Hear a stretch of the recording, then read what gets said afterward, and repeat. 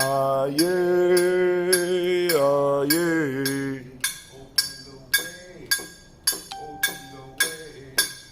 Open the way, open the way.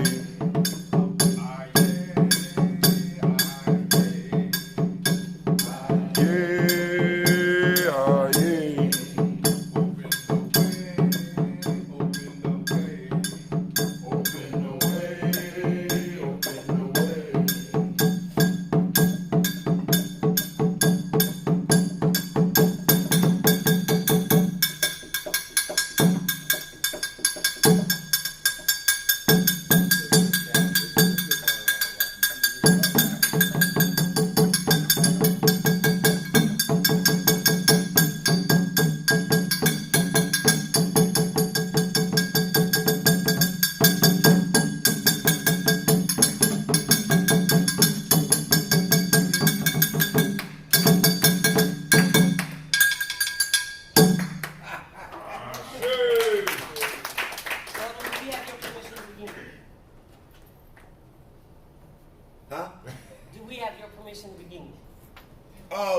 Could the drummers do that again?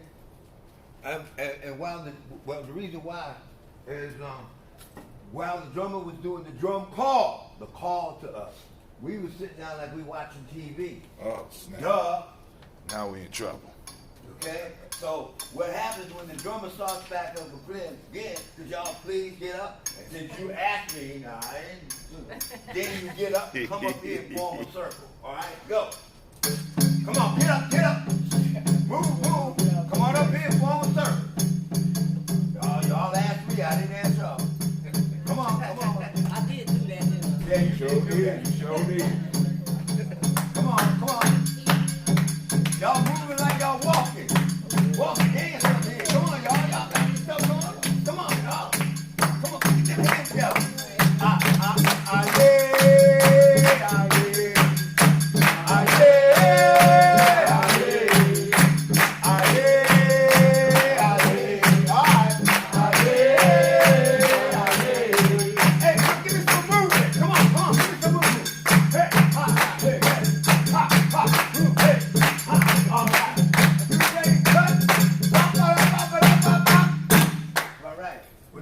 Yeah. Pointed up. Before you do that, hug yourself. Because without hugging yourself and knowing yourself, you can't go nowhere. All right? Take your left hand and put it with the palm up. It means you're receiving all the information from today. With your right hand, you're pointing with the palm down. That means you're going to give this information to all the righteous folks. Unrighteous folk, leave them alone for now. They'll be all right. They'll be all right. Okay? Then you connect with the person next to you. All right? Let's take that left foot and put it forward. That's your heart side. Your heart and your brain are one. When you make them one. Bring that right foot, bring it up. What happened? Came closer. What happened? We came closer. Okay, y'all can talk, we can see y'all. What happened? We came closer. And when we come closer, that means we get stronger. But we have been taught to believe that when we come closer, there's supposed to be friction because of the either or thing. So take that left foot, put it up again. Bring that right foot up. Oh yeah, we really get going. All right. Yes. Is everything in order? Sure. Well, then you have my permission to begin. Ashe? Ashe. All right, I'm going outside. No, I don't think so right now. You can ask Baba. I'm sorry if I intruded, but you guys attracted me. No, that's okay. I would love to have information about that. Please. Not bad. Thank you, Bob.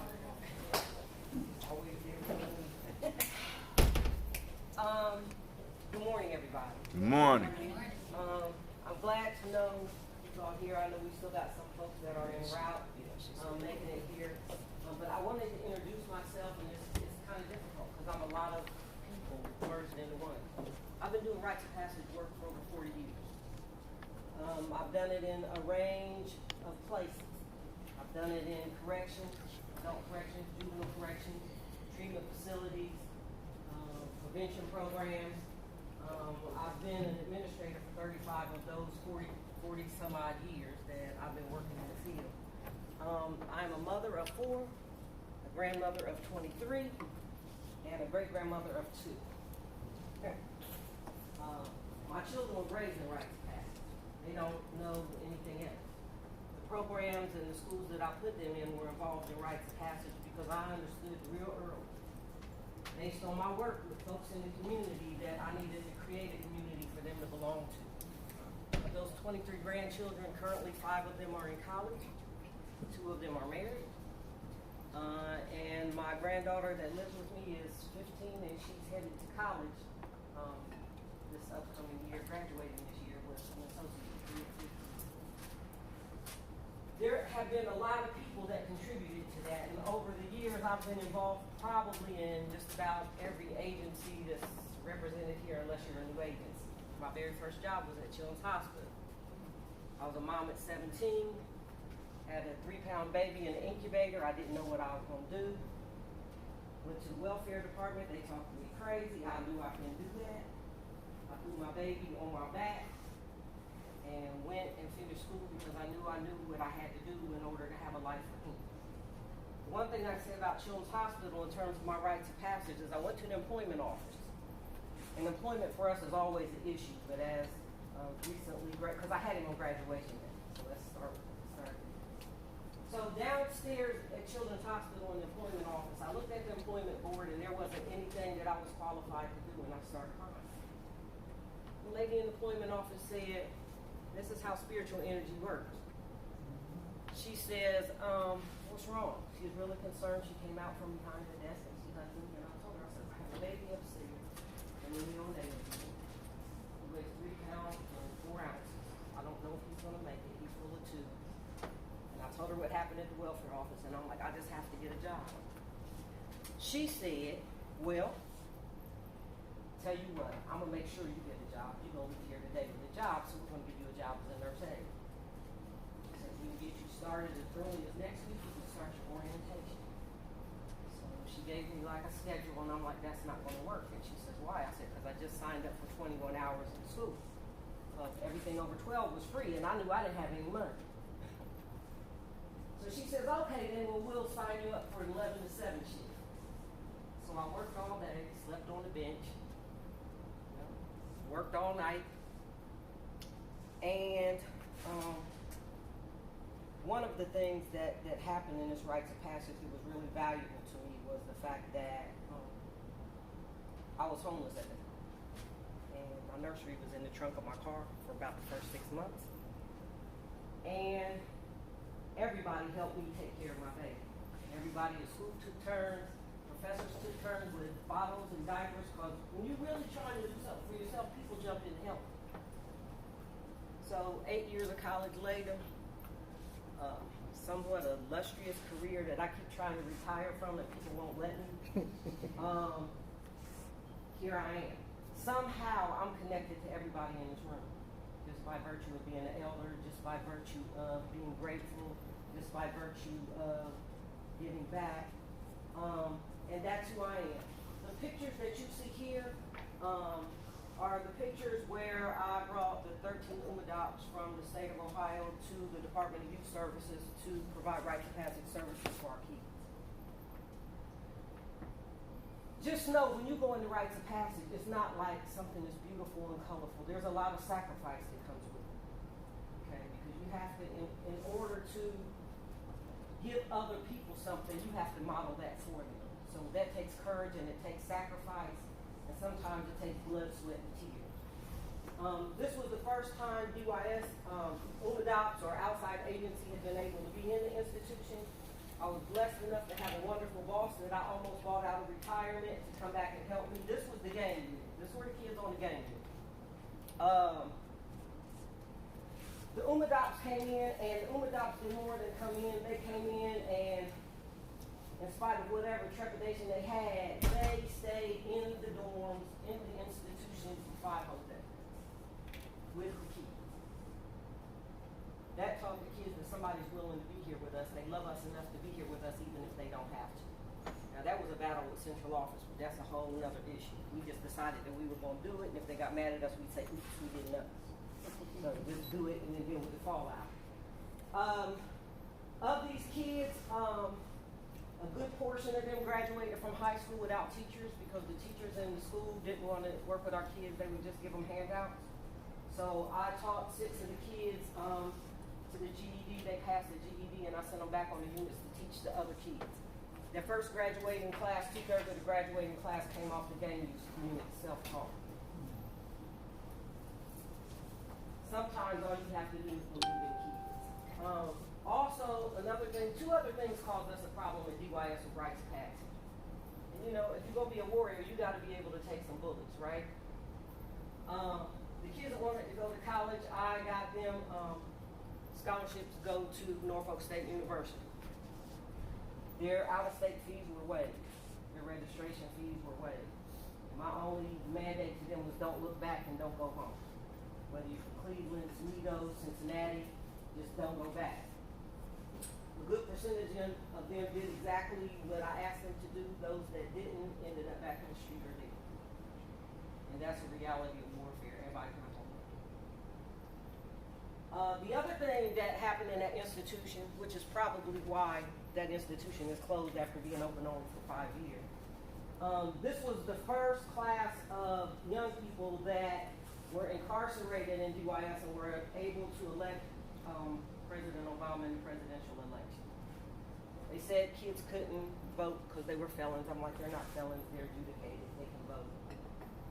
Had to go get Morris Dees in the Southern Poverty Law Center to get the kids to vote. They voted, we set up Election Central, they voted, they elected President Obama. But the interesting thing about their absentee ballots is this, Marion, Ohio said that they didn't live in their county. I'm like, they do right now. So they were forced to take their absentee ballots. And all of these things are principles that I carry into everything it is that I do. Because I'm going to do it right, or I'm not going to do it all. And if you give me the ball, I'm going to get it in the end zone. Those are 2 principles that I live by. The process that I use with these young people, and this is the interesting thing, it works with little people in an age-appropriate way. It works with elders in an age-appropriate way. It works with men. It works with treatment. It works with prevention. It works with women. It works with young girls. All you have to do is season the potato salad for who you're working with. But the principles all stay the same. So it's not like you have to keep reinventing the wheel when you do rites of passage. And I guess I've done it a lot of different places, but these are kids that social workers said that they couldn't do group for half an hour with these kids. Last thing I'm gonna say about these kids is because we love them unconditionally, they not only did group for 45 minutes, they did group all day long and refused to go to lunch. We had to force them to go back to their rooms at night to get some sleep. And the one thing that they asked us, once they opened up to us and trusted us, was not to leave them. That was the one failure that I had. Circumstances beyond our control. But we let them know where to find us in the community when they got home. We did do that. This was probably one of the most rewarding things that I've ever done in my life, with the exception of being a clinical director at Talbot Hall, OSU. African treatment program. They couldn't keep their African American clients. It was at the height of the crack epidemic. Nobody knew what to do with crack. Nobody was being successful with crack.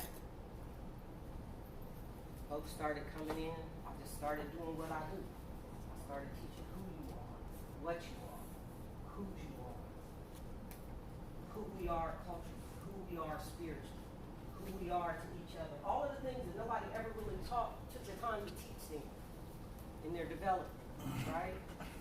I had a circle of elders.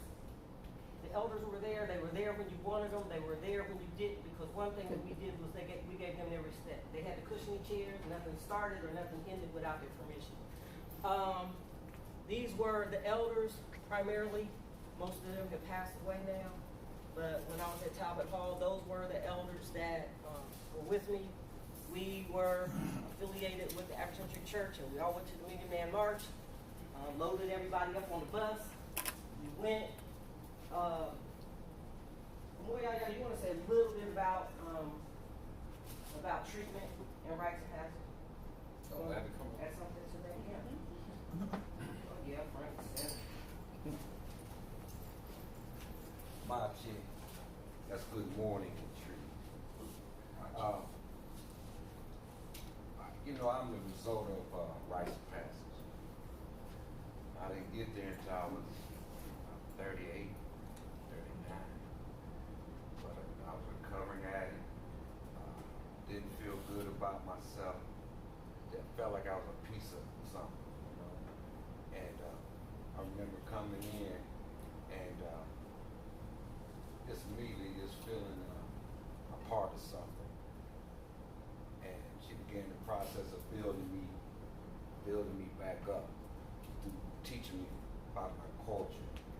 And you know, it's funny, I was rushing out the house and I tripped over this. And this is the notebook that she gave us. This thing's over 25 years old. You know. I was cussing. And my wife, she found it, set it there for me because she knew this was important. I've had this. This is all the information, the curriculum, the phases that we had to complete before we were able to graduate. And I can look through it. I can pass around, look through it because a lot of good information still, you know. You know, I just remember, you know, something I think about it, I was looking up here, there's a brother up here, Michael Finch, and was close to the same age. I remember, brother, you know, he had an NA text, but he couldn't stay clean. To talk, and walk, but he couldn't stay clean, you know. And I remember he came back to the group one time after another relapse. You know, we was all wanting to hug him, say it's okay, and, you know, just do better, you know, trying what we thought being encouraging. I remember Terry Hassel saying, y'all get away from him. You know, if he can't stay clean, he's gonna have to be away from the village. And you know, to African, being isolated or being outside the community is hate.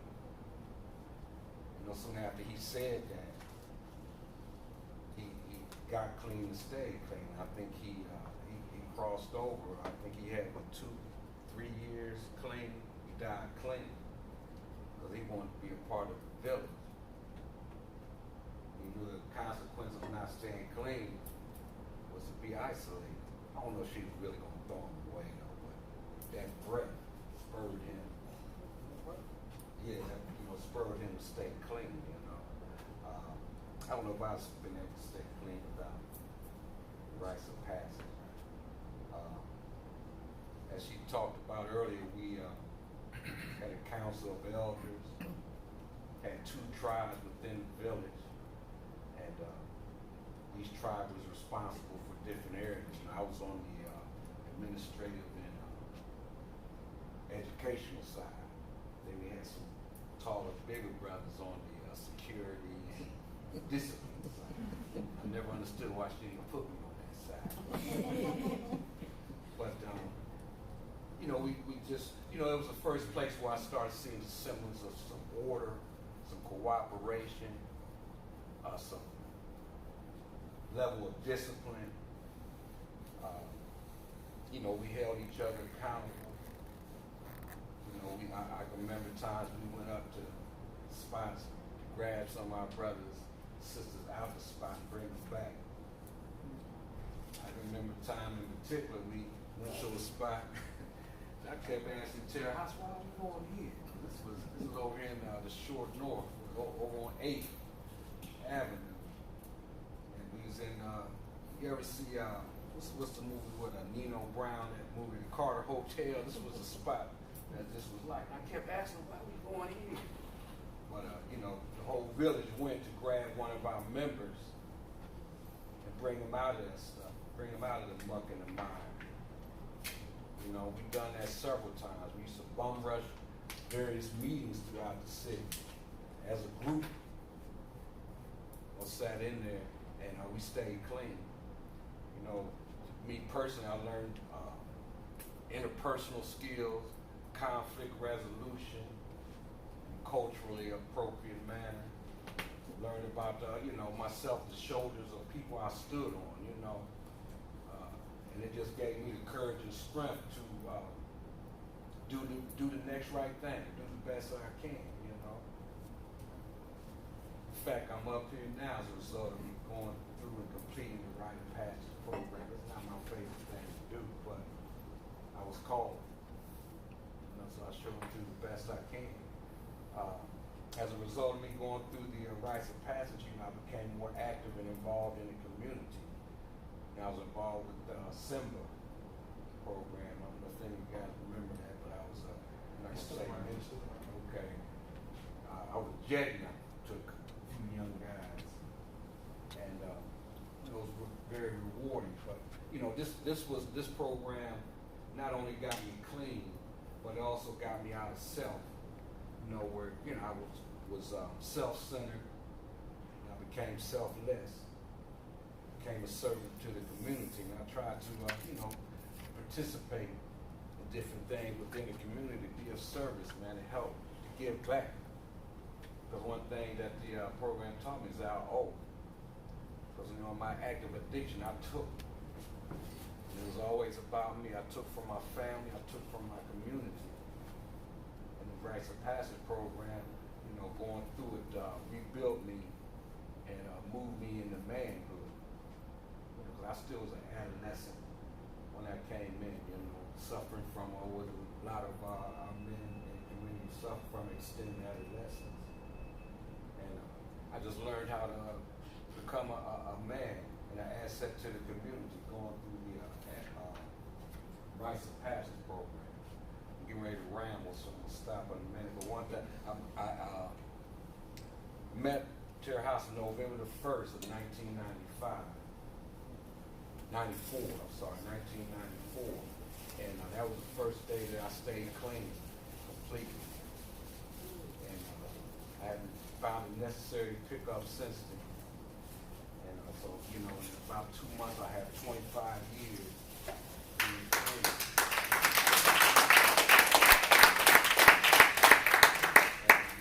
Still in the process, man, and I'm grateful that I'm humble enough to be teaching. There's still a lot to learn. And I'm still learning, Grateful she's still in my life. Grateful Brother Brother Hatim is there because they're showing me how to put in the work, do the work necessary for it, instead of talking and lecturing and just they work. They're showing me, I watch and observe, and they're showing me how to put in some work for the community. And I'm just grateful to be here. Like I said, if you want to look through it, because there's a lot of stuff in here. Lessons, lectures, notes, and it's all related to recovery. So if you want to look at it, I'm going to tap it, pass it around or whatever, just handle it gently. So, thanks.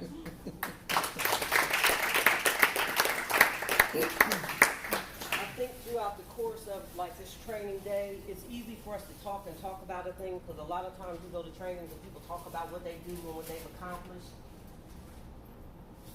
But by the grace of what it is that we do for a living, all of the people that I've ever touched in their life in some way is still connected to me, so I can still call them. Rites of Passage. I'm working now in a school.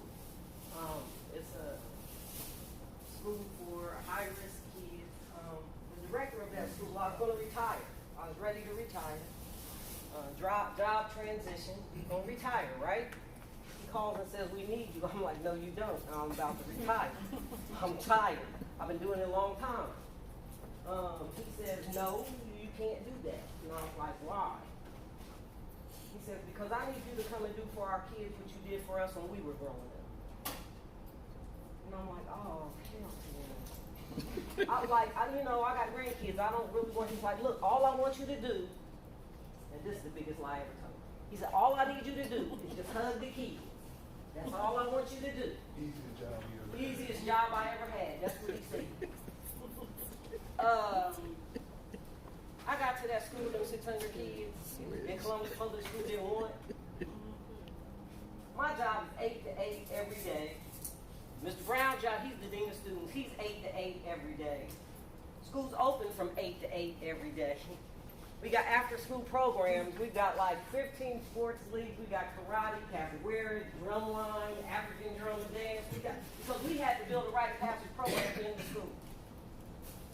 And the blessing is that I've known so many people over the years that all I got to do is pick up the phone and ask for help. And they show up. Because they understand the only way you keep it is give it away. That was kind of drilled into them. What service are you going to provide? Because everything's not about money. So that's the first thing that I want to get to you with my experience. If it's about money for you, forget it. You're not going to make money doing rites of passage, but you will save lives. Last thing, I'm going to let Mr. Brown go, but I was working for an agency one time, right? And it was a big agency, been around a long time, but I always produce outcomes, so that's the one thing I know how to do, right? You don't want me to talk about that, because I will. So, I was like, God, I don't know how I'm going to really do this, because I want to retire, I'm working in the school. Get ready to do this. I'm getting ready to repeat this pattern over again. So when I was with this other agency that I'll leave unnamed, they decided that they didn't want to do the little kids summer camp that we had been doing for 5 years, the rites of passage for them. They had decided that they didn't want to do that anymore. And that was kind of like weird to me because the agency didn't pay any money for that program. I got the money for that program. Not only that, both of my sons were grown and they were working for the program and they were doing service work because they worked for the agency 8 hours a day.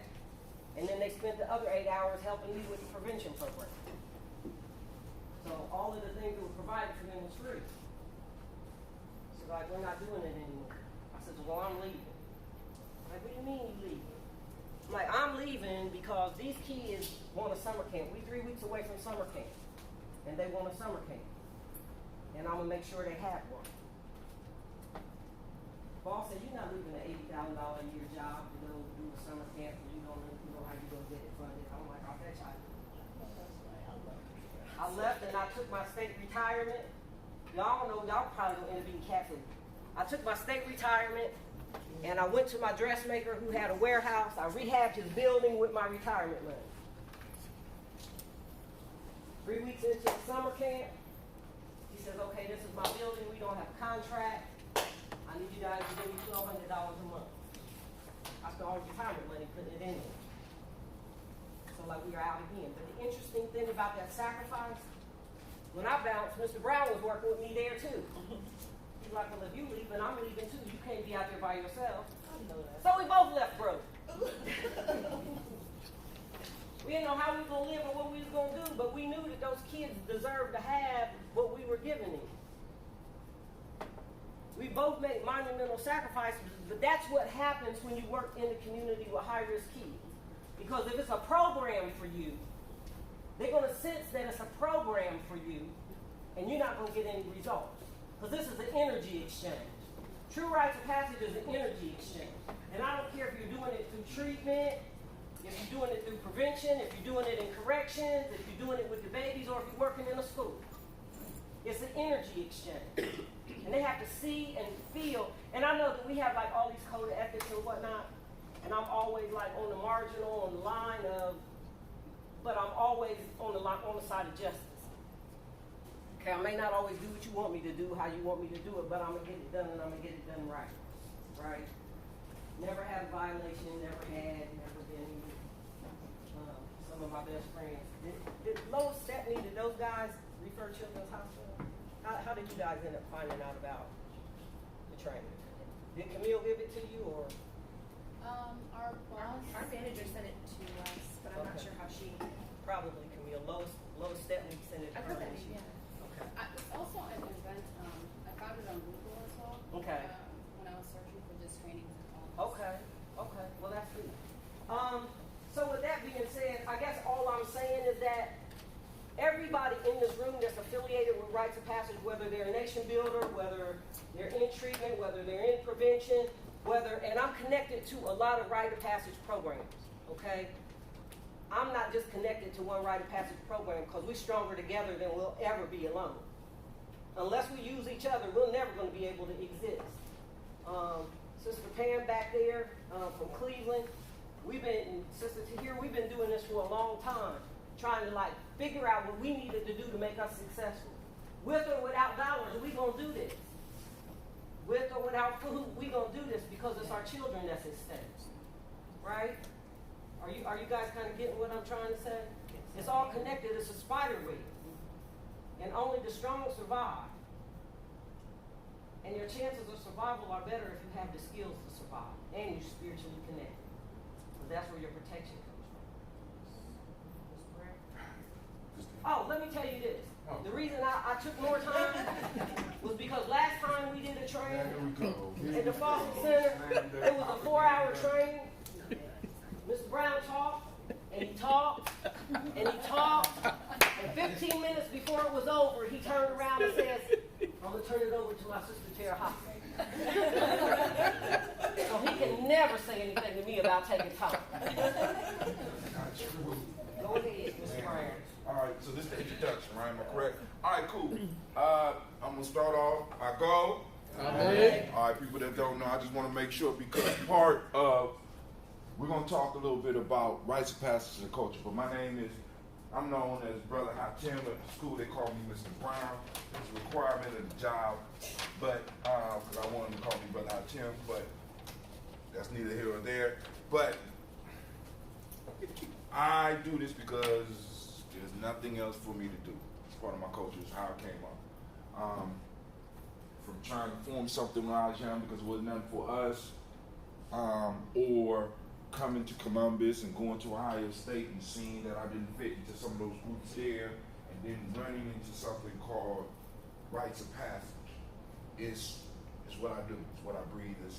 And everywhere I go, I try to find a way to plug this process in because our young people need it. You know what I'm saying? Our young people need it. And we're going to get a little bit more into that as we go. So I'm not going to take up a lot of time. I'm just going to read 2 poems, and then we're going to jump right into it. This one I wrote because I'm part of an organization called Simba, Simba Circle. Now, what a lot of people don't know, as far as the Midwest, man, one of the things that troubles me the most about the Midwest is that we got an inferiority complex, people. Because I'm telling y'all, listen to me, everywhere I go, the amount of information I'm able to bring and the stuff that I'm able to talk about shuts everybody down because of our experiences and the effects that we have on music and culture. We all think East Coast, West Coast. No, it's us. You know what I'm saying? Because like I said, we got a brother in the back here who in hip-hop messed me up in hip-hop, straight from the Midwest. Because now I can't listen to any groups without comparing it to one of the groups, to the group that he's in. You understand what I'm saying? So the Midwest, and we talk about the funk and all this stuff flows up out of us.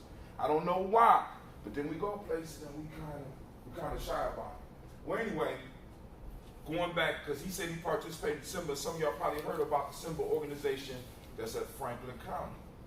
But there is a national organization called the Simba Circle.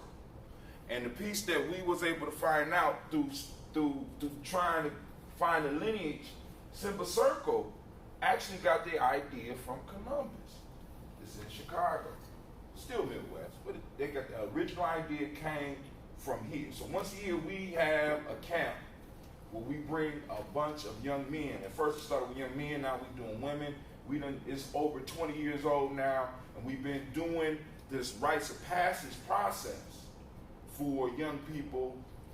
I mean, we done touched thousands of young people with this information. And this is a poem that I wrote describing that situation for the nation builders, and we'll get into that. Once a year we gather in the sacred land with the challenge of turning black boys into strong black men. coming from different places with skills, challenge, and personal tribulations, we have dedicated ourselves to building this nation. Even though we have only been given straw and mud to build our monuments to time, we know nothing is impossible with God and proper use of the mind. So let us weep together, eat together, but most of all stay together, focus on the present and the future, leading to forever, working hard, striving to be free, remembering what we do in the present moment will echo throughout eternity. So, this is a life work. It's like I said, for a while, a lot of people was trying to turn rites of passage to a program, and it won't work like that. Because it takes a certain level of commitment, personal sacrifice. And like I said, we're gonna get into that a little bit later. Next poem is a little bit longer. This is called Warrior Call. Now, so one of the major things that we had to start doing when we started talking about rites of passage was figuring out what was what. One of the things that I try to do to make sure that the young people as well as the adults that I work with are able to do, I want to make sure that they all are symbol literate. And symbols play a very important role in culture, and hopefully we'll be able to touch on a little bit of that too. So one of the first challenges I had was we started using the term warrior. A lot of people got scared of it because now everybody can say warrior is cool, but when we started talking about warrior, a lot of you, especially with organizations where they're putting in for funds, you couldn't put warrior down there. You know what I'm saying? So what I had to do was define warrior. What is a warrior? One who was experienced or involved in conflict. Say it again. One who was experienced or involved in conflict. A warrior is one who is experienced or involved in conflict. So I had to expand the definition because the only thing we hear is war. War is nothing but a conflict. That's all it is. So when you are having problems with a math problem, you are in conflict. So that means at that point in time, you have to be able to plug into a warrior state of mind because warriors are who make it through conflict. You survive whether you fail or whether you win. So we have to find a way to kind of get people to understand this so that this word will be a little bit more digestible because most of my young people exist in a warrior state of mind. So this one is called The Warrior's Call. Who will remember us? Who will remember us? Who will remember us? Don't you hear our ancestors well, wondering who will remember them and tell their tales? Where are their epic poems, their odysseys? Do we refuse to brag and boast about their greatness out of modesty? Who will remember us? This question echoes through my mind, driving me insane with grief, stealing the hands of time. So I have to send shots out to our past and salute those men and women who walked the warrior path. They fought for me. They fought for me so that I can be. They fought for me so that I can see. They fought for me not so that I could watch TV, but for me to become the next revolutionary. Who will remember us? The question and the answer I shout in all 7 directions is me. I will sing your tales. I will tell about your bravery in the face of hell. I will sing about how you sacrifice your bodies in battle and your souls left at ease, how your warrior spirit is infecting your children like a disease, at least those who want to be free. I will tell your tales and sing your praise and plead your case until your monuments are raised. I will tell your stories. I will remember you. When all else is forgotten, I will tell how, for my survival, you pick cotton. How dare we allow our lives to pass without pouring libations or raising our glass in celebration of you. Those who fought in every way, as long as I breathe, your memory will stay. Whether you fought directly or through passive aggression, I have studied you and learned my lessons. Now it's my turn to follow the path toward destiny. I began to ask the question.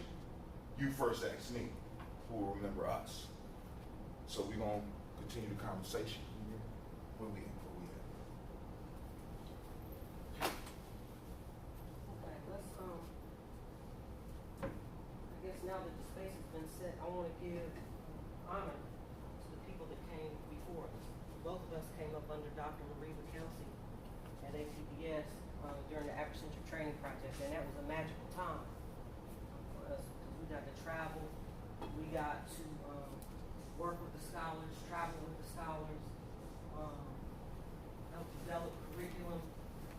The thing about scholars is they have a lot of information, and it's valuable information, but they can't do it all. They can't research, pull together the information, run the programs, execute the things that the programs are intended to do, and determine whether they reach the outcome. All we knew was that there was something missing in the soul of communities of color because of what our experience was, because of the trauma, because of the multi-generational trauma. And we all got points of sensitivity, and the first thing that we had to learn was that the scars and the wounds, and if you don't remember anything else, remember this. The scars and the wounds and the bruises that we have are warrior scars. Every wound has a valuable lesson behind it. Every trauma has a valuable lesson behind it. And what I have to tell folks in prevention, corrections, treatment, whatever it is, if you don't learn that lesson, you're destined to repeat it. And you will repeat it until you get sick and tired of being sick and tired and do something different. How long the pain lasts is up to you. You have control over that. So when we start talking about rites of passage, we're talking about a way of life. This is not what I do for a living. This is the way I live. This is the way I raise my children. This is the way I raise my grandchildren. And when I handed them off to other people, I handed them off to other rite of passage programs. Their dance and drum program is a rite of passage program that demands that they're honor students or they don't dance. They can watch, but they can't dance. If you need help with your work, let's get you to help with the work. But you will not dance, you will not perform, you will not be on the stage if you don't get the grade, if you don't perform academically. Now I'm going to step back here just a little bit and tell you where all of this information has brought us to. Both of us are out of school. In the school, academics are primary because that's what schools exist for, academics. We understand that the need is greater than that. And the beautiful thing about the school that I'm in is a lot of the folks that are there are affiliated with or working with or nation builders or warrior and rites of passage programs. So it kind of sets the stage for us being able to do what we do. So when I tell the drummers in the drum line that drummers have a responsibility and an ethical responsibility to the entire community. So drummers don't act up or they lose their sticks. And so when I ask one of them that are struggling, I'm like, why do you not act up? Because I'm a drummer. That sets the tone for something. Same thing with recovery.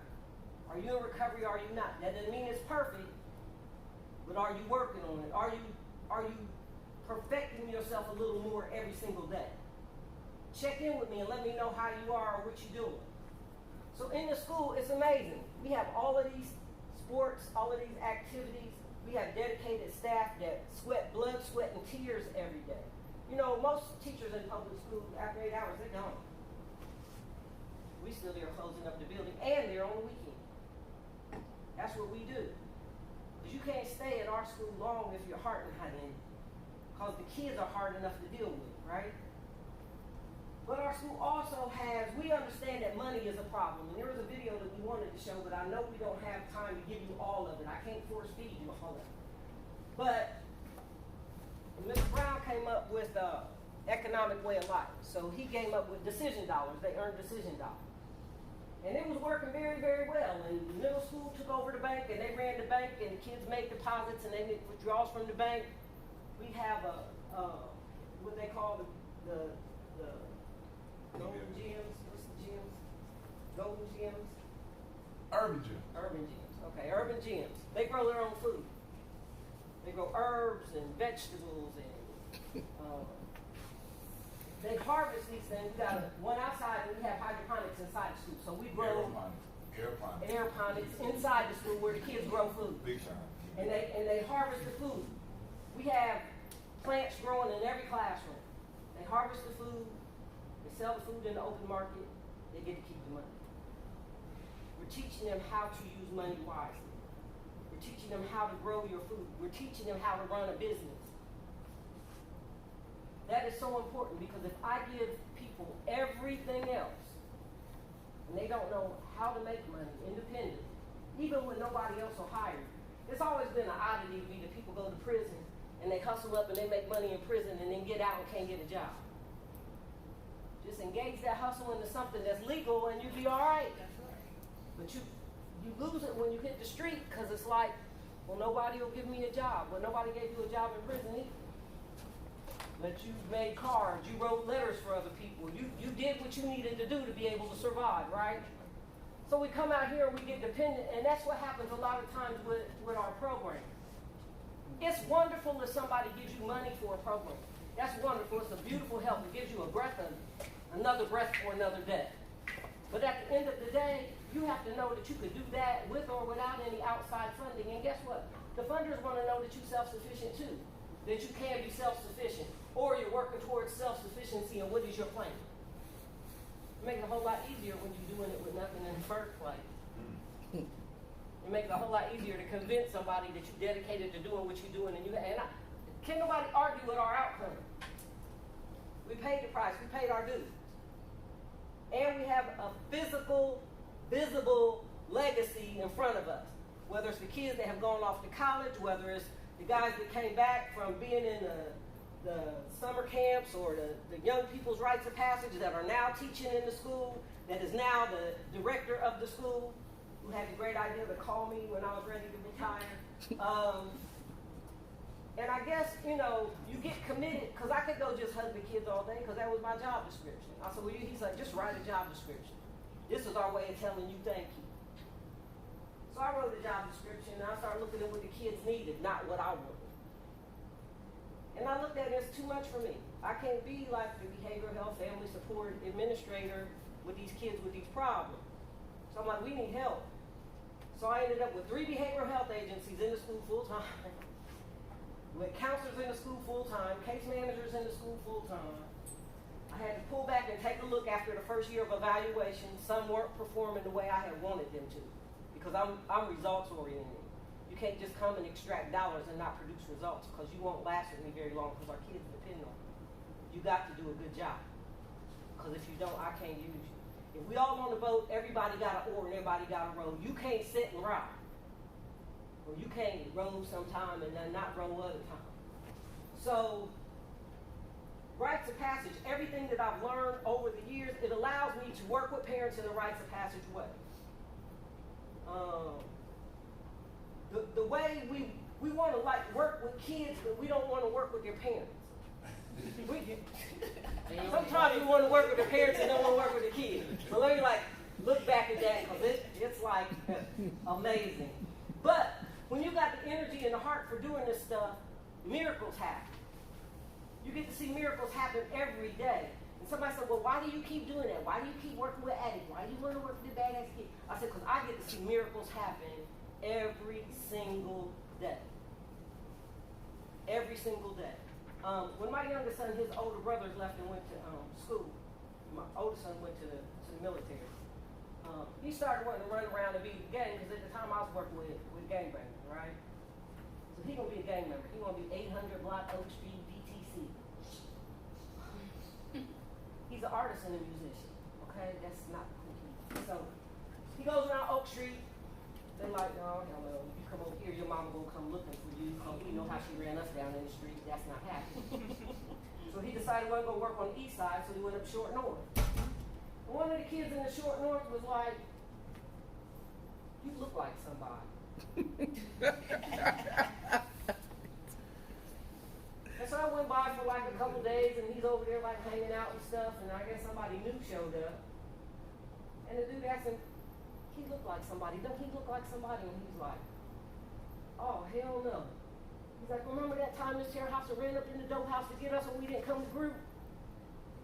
And called our POs and said that we didn't go to group? That's his mama. She coming after him. So they kicked him out. He couldn't function on the Short North either. And he came back, and his argument was, it's hard being your son. Now, we talk about those badass kids out there in the street. They wouldn't let my son join them. They could have easily taken that and taken advantage of that, like I showed you I got your son, right? They spanked him and sent him home. They're like, if we had a home like you, we wouldn't be out here. So you were home. So he came back to Oak Street, and the OGs on Oak Street said, look, dude, your mama around the corner.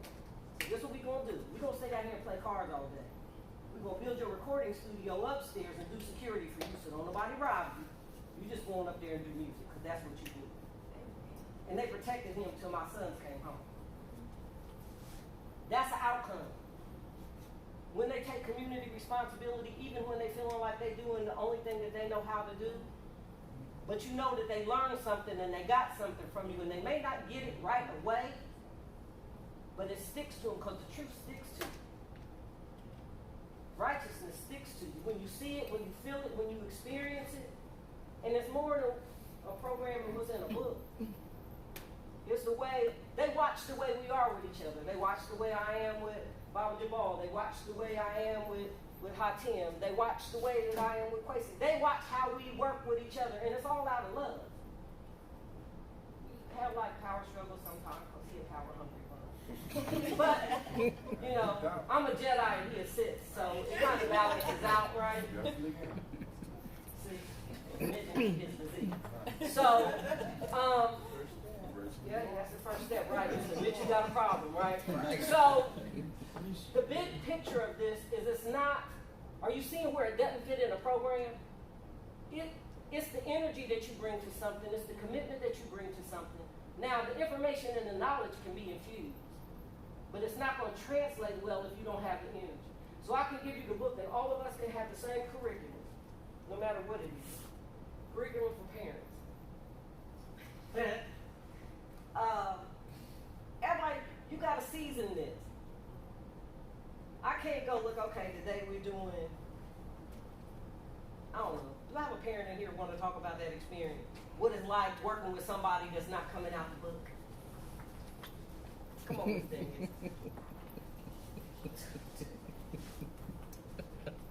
See, I got to show you. If I just talk about it, you won't get it. I have to show it to you.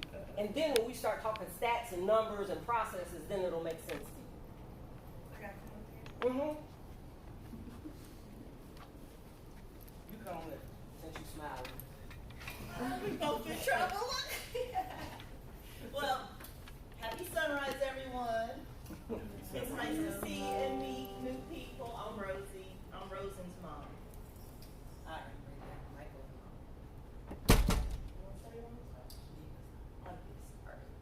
Well, my first time meeting Miss Terahasa was because my son had explosive expressions with his emotions, and he goes in when he feels something's not justified. And what caused him to have these things, he would get embarrassed with anger. And I would try to get him to understand, well, baby, you know, anger is a device that can be used to burn out old root systems that are unhealthy. First off, because my daddy always said, you better inspect the root before you eat the fruit. I'm not playing with you, okay? That's how you catch worms. But he would just get extremely angry. Then it would embarrass him. Then he'll go into this downward spiral of, do I call it? It wasn't self-mutilation, but he would beat himself up. Like literally punch himself. Self-harming behavior. And that really, really bothered me. Because, you know, teachers are stuck in between a rock and a hard place where they want to restrain the child, but then they don't want to break rules either. So I was like, look, it takes a village. He's my only child. I'm open to suggestions of all you seasoned mothers up in here, including the fathers, because there was times at home I would take him across the street to Mr. Thomas, like, can you get through to him? His daddy's active, but we're not in-house together. And with his dad being Asian, there's another way that they handle things as well. Me being Portuguese, there's a way we handle things as well. And it just, we had to find a blend. Who came in and helped us find this blend? Because she even got Rosen's dad to come up in the office. She was like, it takes two. And he was willing, which I appreciate him that as well. But she taught me how to adjust my reactions to Rosen so his actions would be handled as well. And to let Rosen know that you have control over yourself. Everything that you do, everything that you think are your feelings. They're acknowledging you deserve to be heard. And I agree with that, but I also tell Rosen the way you express it will determine if I have to knock you down or not. You're entitled to your attitude. We all have them from time to day. Right? And look, and I don't have patience. Ms. Terahasa taught me patience as well because I expect it right now. That's how I was raised with a military cross your T's and dot your I's type of mom. My mom's, I don't care how you feel, don't make me look bad in these streets. So Miss Carolina says, well, he's a little more sensitive than that, and I'm not accustomed to. I don't want to call them sensitive men, but receptive men. You know, I'm not accustomed to that at all. So she's helping me understand that Rosen has feelings and they're receptive to your every move, even down to my tone of voice. I've had to practice not what I say, but how I say it, because it would hurt his feelings instantly.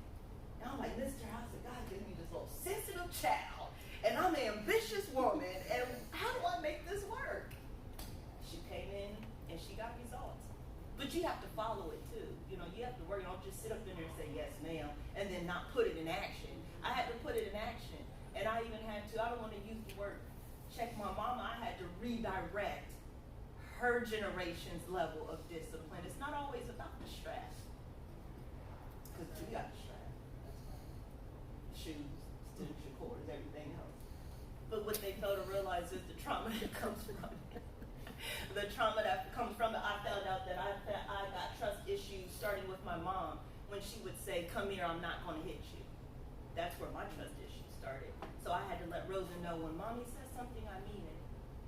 But it's not going to be hurtful. Thank you for listening. My son he's a wonderful child. He has to get me together sometimes. He has to tell me, Mommy, calm down. It's going to be okay. And he's 10 and I'm so proud of him. He's a perfect child. And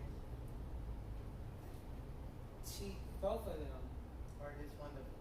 They come to kids. If you have a problem, they bring you in, talk to you, find some resolution to what's going on. And it gets better.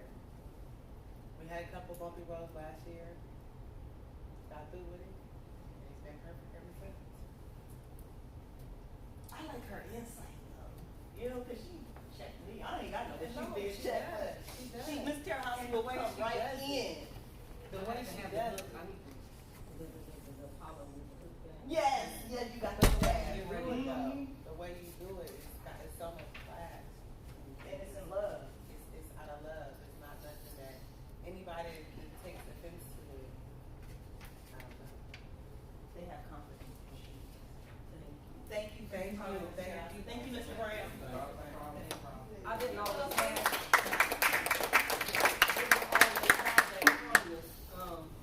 one of the gangbangers gave me that calmness. One day on Main Street when we were working with kids, it was like it was the Hatfields and McCoys on Main Street. But I used to get upset because kids were dying. At one point, Tim and I were going to more funerals than we were graduation, and it was extremely, extremely painful. And I kept talking to the boys about, how painful it was for them to keep doing what they were doing and dying. And I was like, you guys really don't understand. You got like people here that would die for you. I die for you. That's why we're here. That's why we risk this every day. Even with my sons being mad about the fact that I was there. And he's like, and it's a lesson that I'll keep for the rest of my life. So don't ever think that you can't learn from the people that you work with. This is what he said to me, and it was the most valuable lesson that I ever heard. He said, Ms. Terrahasa, quit being emotional. You can't think when you're emotional. Being emotional in this warfare will get you killed. You have to stay calm so you can think. In this arena where we are, what we're doing, you have to stay calm so that you can think and you can feel, and you can't do that when you're emotional. And I kept that. So at times when I feel like I really need to get emotional, I get quiet. So that I can hear the ancestors, so that I can hear what it is that I need to do, so that I can feel energy coming my way.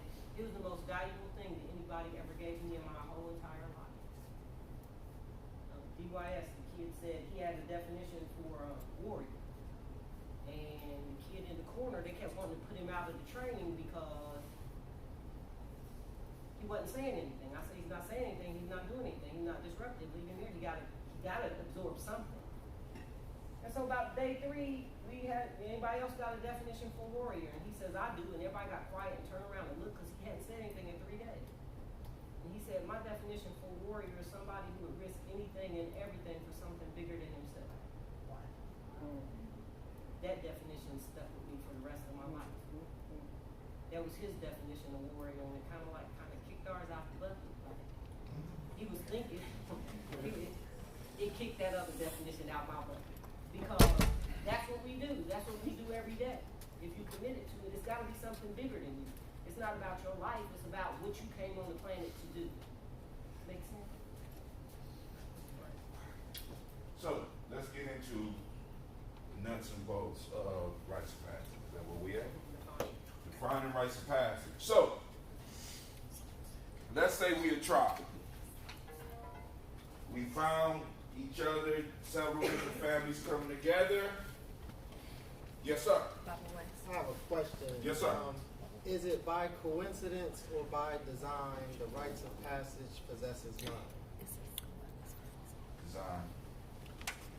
Design, because there's a lot of sevens, there's a lot of nines. Once again, remember, we talk about. I'm just asking. Right. I just wanted. That's the only thing I saw that, and I was like, okay, cool. So I know you probably get into it.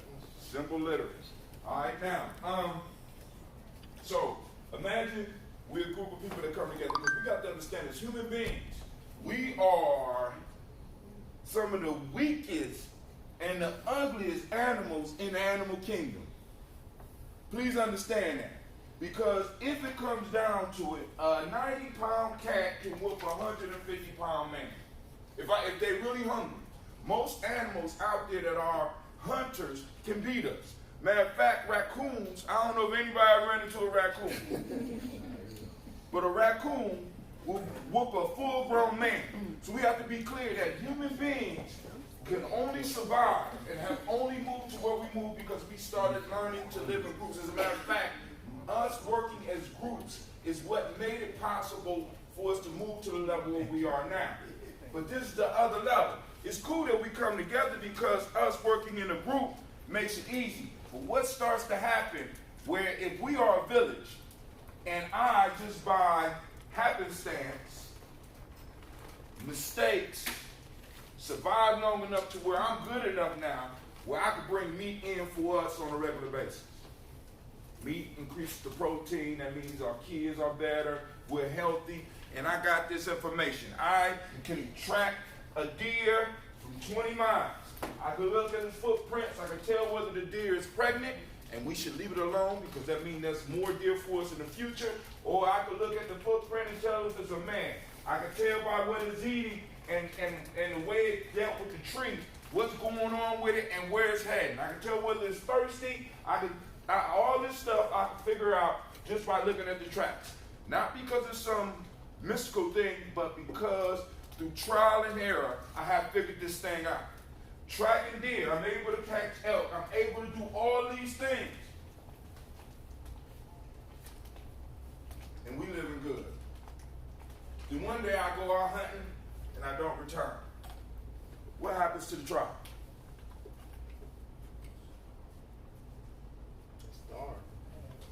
Or they might go back to what they was doing before until somebody else get those skills. What rites of passage allows us to do, it allows us not only to continue the culture, but to improve the culture because we are able to pass on knowledge on from one generation to another.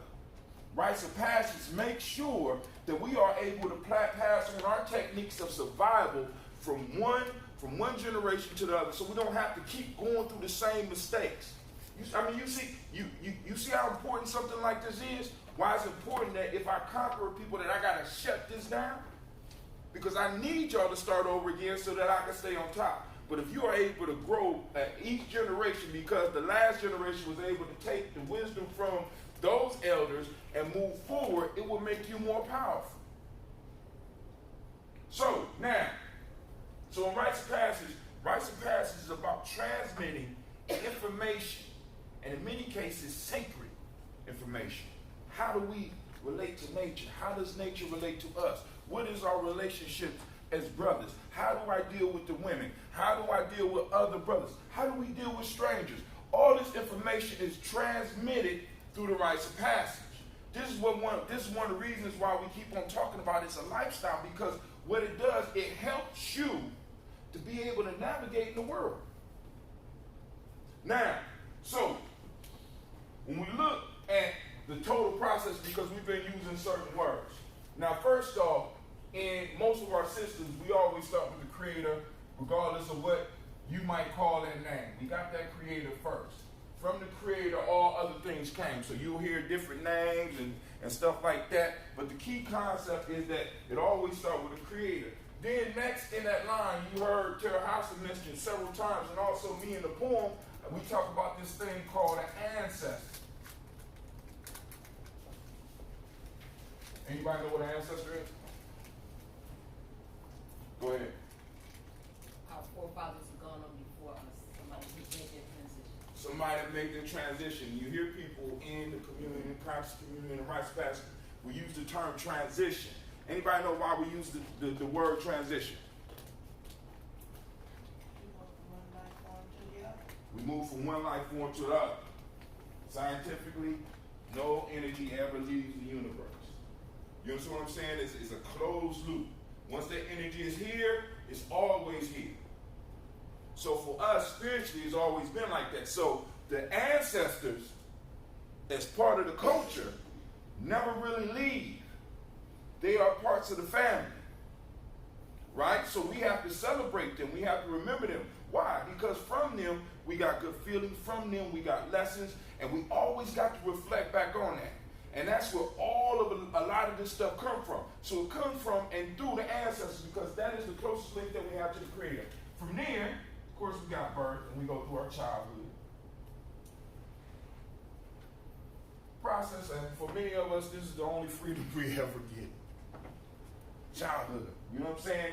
Where we coming from the ancestor realm into childhood. Now, in childhood, I develop a certain relationship. And those individuals that I developed a relationship with have, in a sense, went through a process that have made them able to deal with me in a proper way. One of the issues is because we eliminated rites of passage, or it was eliminated from us, we all did, a lot of us, we deal with our children in different ways. This is my child. No, this child, in our tradition, it comes from the ancestors. As a matter of fact, some of y'all might got families where y'all still might not name the child for a couple of days because y'all might want to check and see which ancestor is coming back through here. This child belongs to the family. Deeper than that, this child belongs to the culture. Which means, that's why we say it takes a village to raise a child. Not just a catchy phrase, but an actual reality. When I see somebody out here, you know, these my children. When I go to school, these my children. I have kids call me uncle, I have kids call me dad, I got kids. These are literally my kids. I'm responsible for y'all. Why y'all showing out like that in class? You're not representing us. What are you doing? Boom. So now, they move through the childhood. Now, with the childhood, what has to happen is they come into a whole nother phase. After they go through the childhood phase, because I seen a movie called The Woman Doing the Drugs in the Bathroom. Y'all familiar with that scene?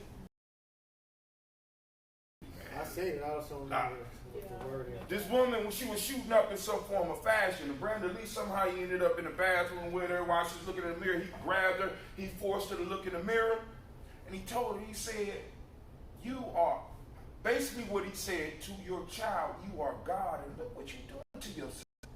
To our children, we are the closest thing that they know to God. So we got to have appropriate behaviors because we are the first experience that they have with the divine.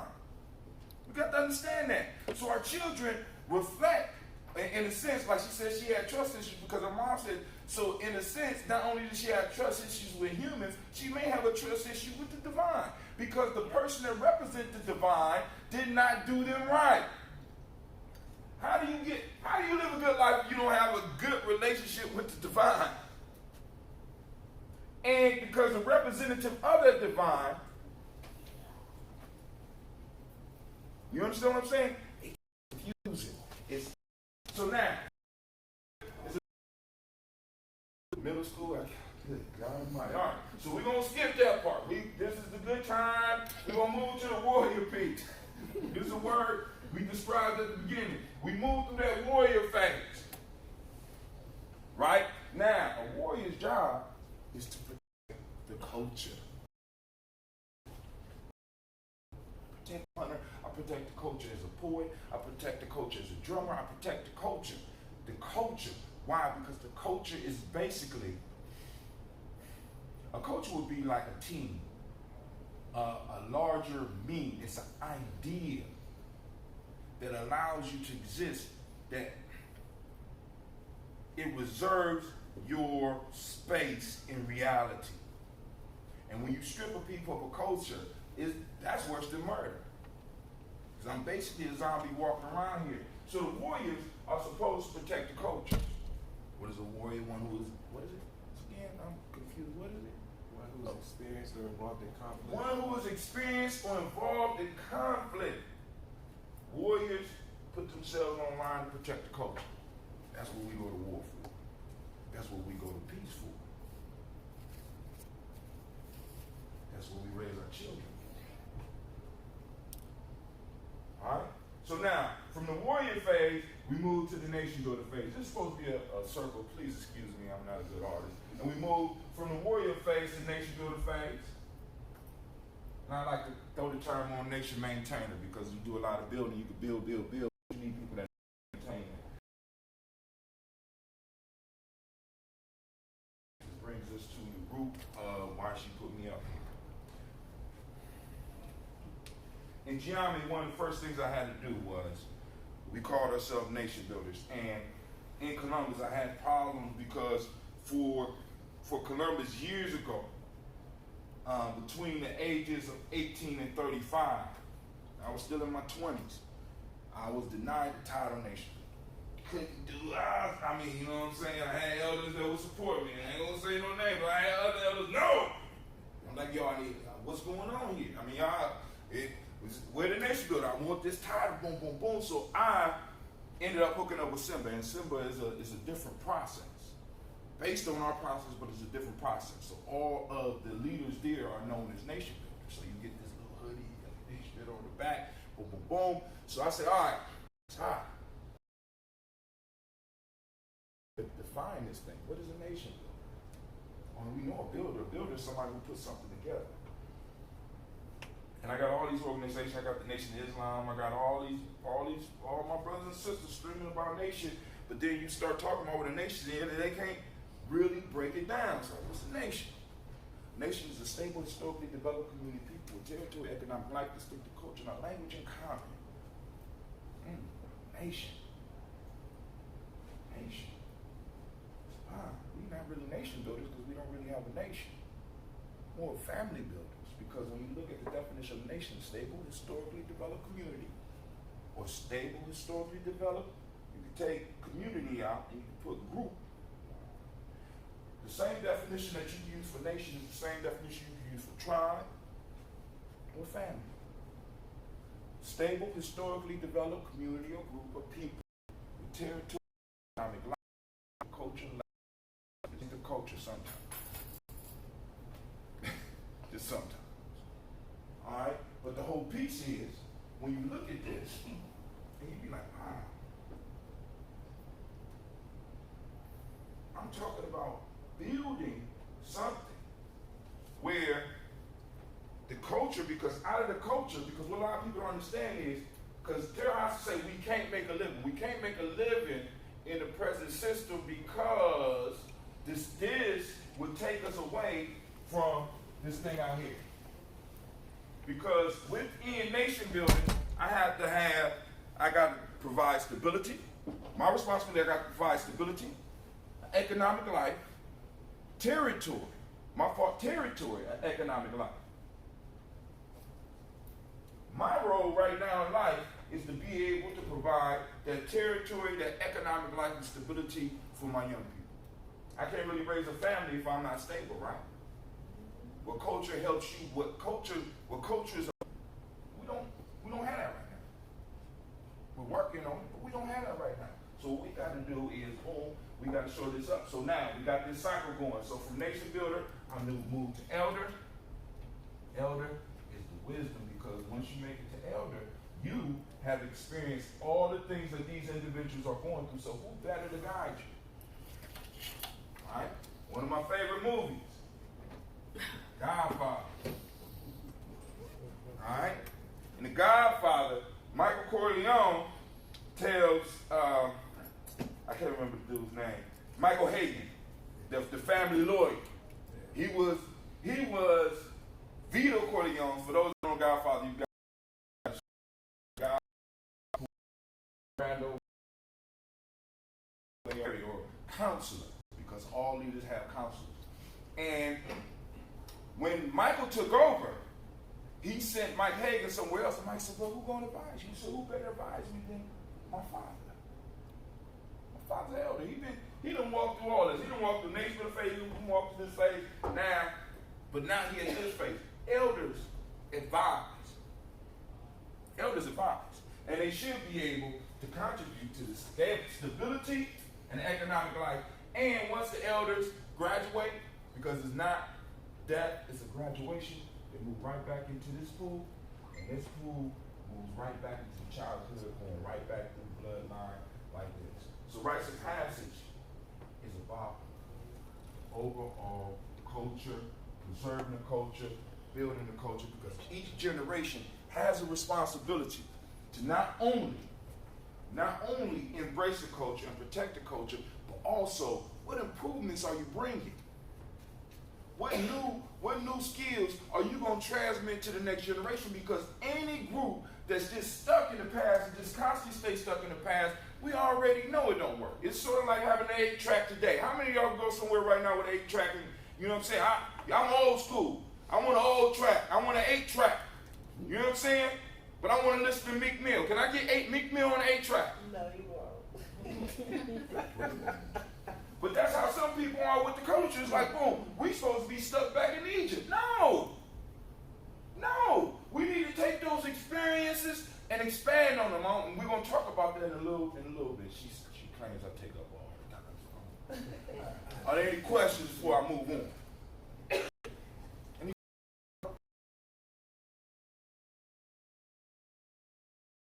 Around this PC. This is the way it looks when it works the way it's supposed to. But you guys are going to talk now, so tell me what happened. Yeah, he pushed it on there.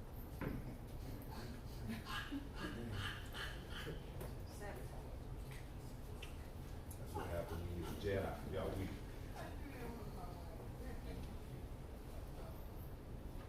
This is the way it looks when it works the way it's supposed to. And let me add something to you.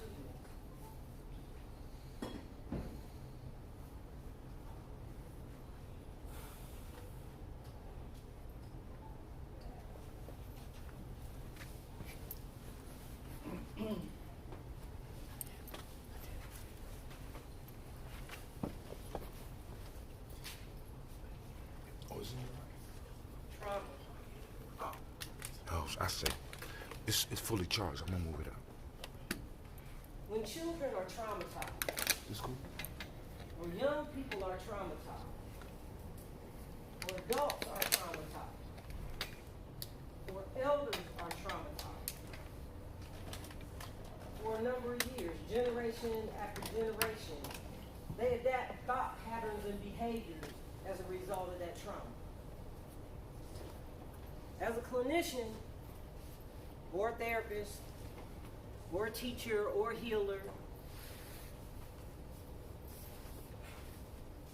or as a warrior, we have to know why and how and when it occurred. But to be able to look at their wounds and extract the lessons from those wounds.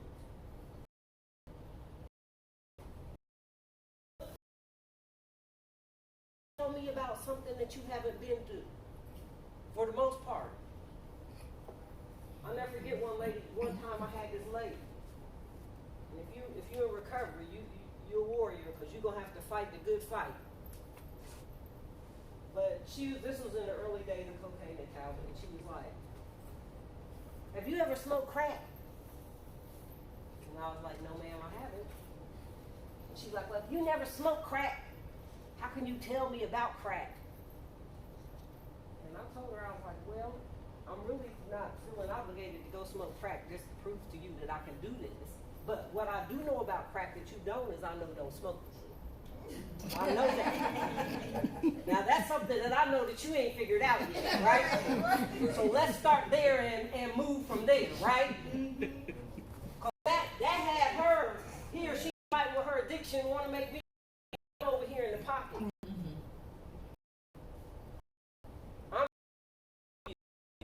Because you put the focus back on the battle that you fight instead of looking at what I'm doing. Because I've already made it over here. So instead of asking me what I used to do, ask me how I got here. Amen.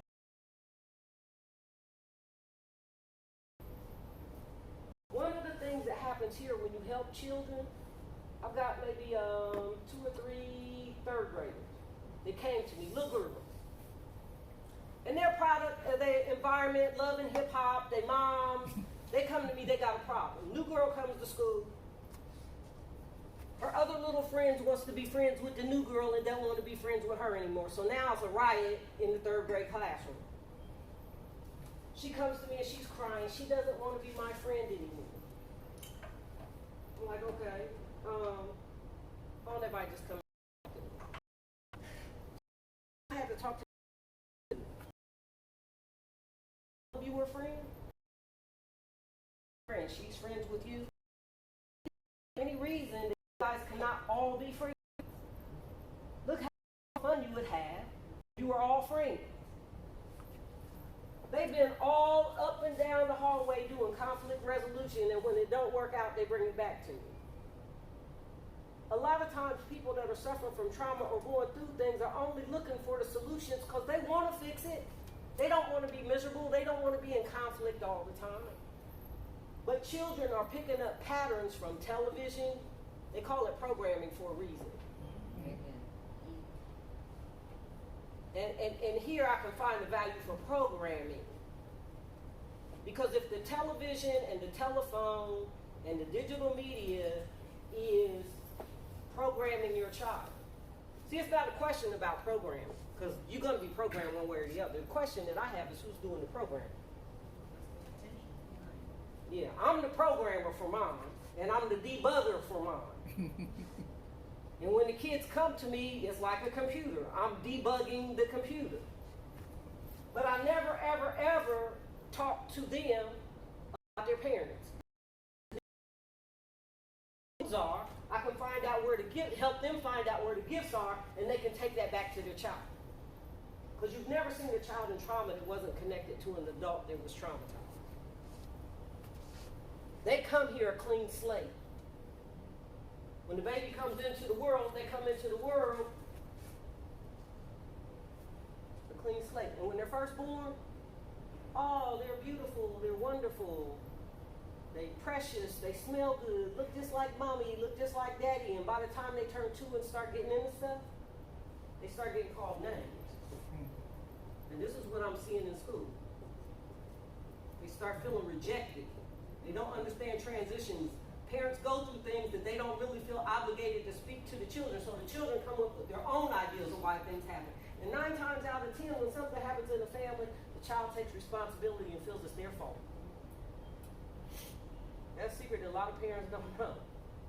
You don't want to talk to the kid about it, so the kid internalizes the pain that he's in because of what's going on at home, and he feels like it's his fault. Maybe if I got better grades, and maybe if I, so you got this kid with all of these wounds. And what you have to do is send the kid to get some help. You send the baby to get some help, but what has happened is he's gone through a series of people that attack him because of his trauma. They back away from the trauma and build to protect him, and the kid is well defended because he don't. And so by the time he gets to the counselor or the teacher or the intervention specialist, he's well defended because he's had a lot of practice at home. And sometimes the best thing that you can do is like sit and listen. If you don't want to talk, don't make him talk. Just sit with him. Because something's happening even when it's like nothing's happening. That you care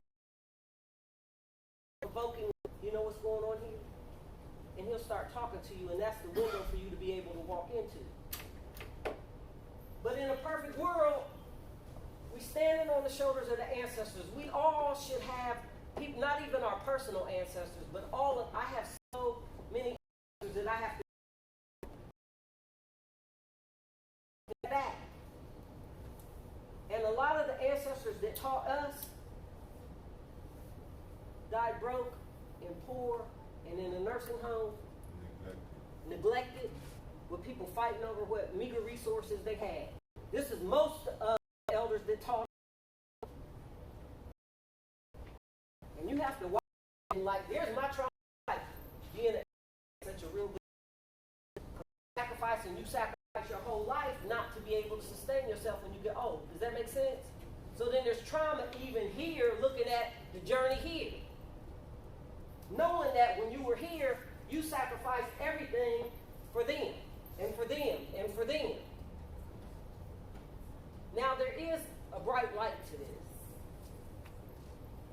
this. We used to ask ourselves, because there was a time, like I said, there was more people dying than were graduating. So we started, I'm talking to Mr. Brown, talking to Hatim, and I'm like, man, I'm tired. I'm like tired. They dying quicker than we can get our hands on them. They relapsing quicker than they go into prison before we can get our hands on them and get a grip. And he gave me this like story about bodies going down the river. And bodies kept going down the river, and folks were like, I'm kind of shortening it, but coming down the river and wanted to know, their job was to get these bodies out the river. Tired of getting bodies out the river, and so one day one of them said, why don't we go upstream and see if we can figure out what's causing these bodies to die and float down the river? And that's where we are. We're moving to wherever we need to be before they make that transition to figure out what it is that we need to do to help people be whole and healthy. And so when you start talking about rites of passage, you can't talk about it as a module like I work with kids. You even get counselors to come help me work with kids, because I had to try to work with the parents. Now my parents can't get in the office because every time I turn around, there's a teacher in my office crying. We all suffer from trauma. And so I have a responsibility to them, but I have a responsibility to myself to have faith and to be competent and to use the tools that I have and pull up and take a break when I need to. I'm no good to anybody dead.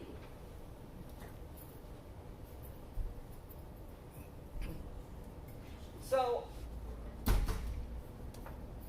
I've been trained very well by institutions how to evaluate problems, how to design and write programs, how to strategically look at what outcomes we want and if we're successful or not. So administratively speaking, my brain kind of like works, thanks to the state, my brain works very well in that arena, but not at the expense of my ability to feel people spiritually. Does that make sense?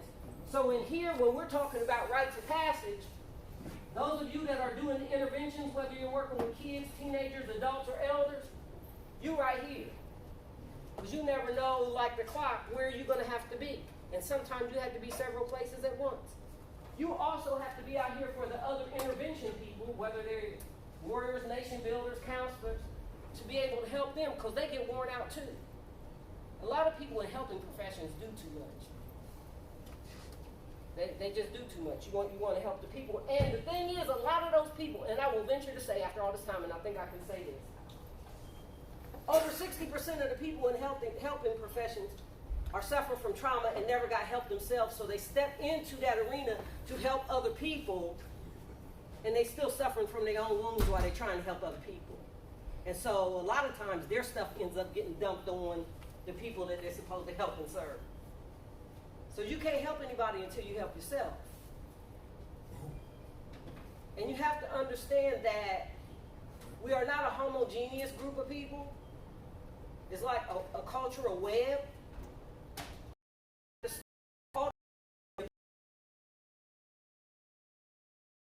Happen to me except to make a transition that's going to move me at this point. Because I owe it to my children, my grandchildren, and my ancestors. I'm kind of rooted there now.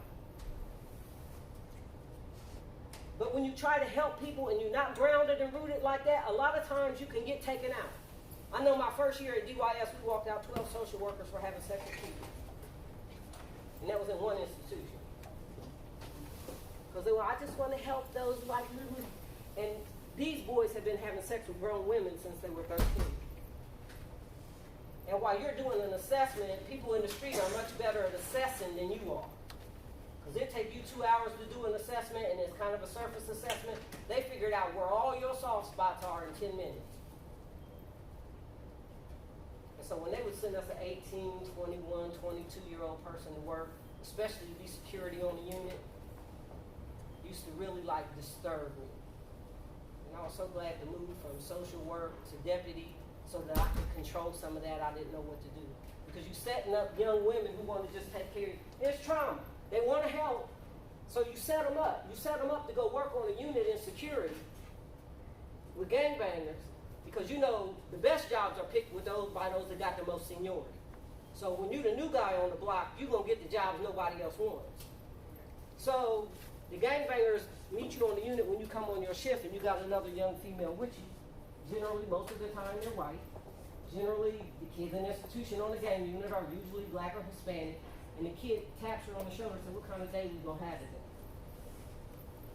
You're going to decide what kind of day we have today. And so then you see her on the camera coming off. All she want to do is make money, take care of her family, and go home safe. But you put her in a bad situation.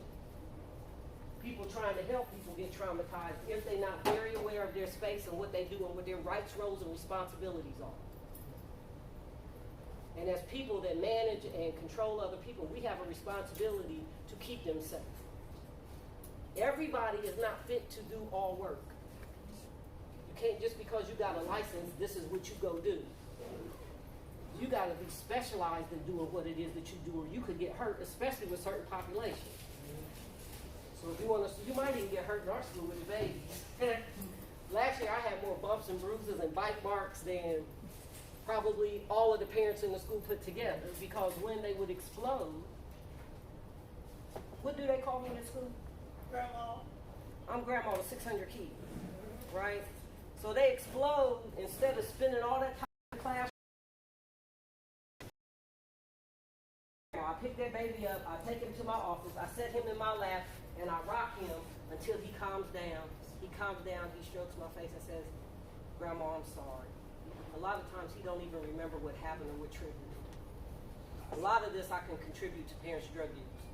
A lot of it, especially with the little tiny babies. But do have a good relationship with Children's Hospital. They take my referrals right away. St. Vincent's does a really, really good job with my high-end kids, taking them, getting them leveled out and transitioning them back to me. So having those relationships are real important because I cannot do it all myself. It took me a long time to figure that out. That I can't do it by myself because like a bar of soap, trying to do that, you'll waste away. Yes, sir, Mr. I have two questions.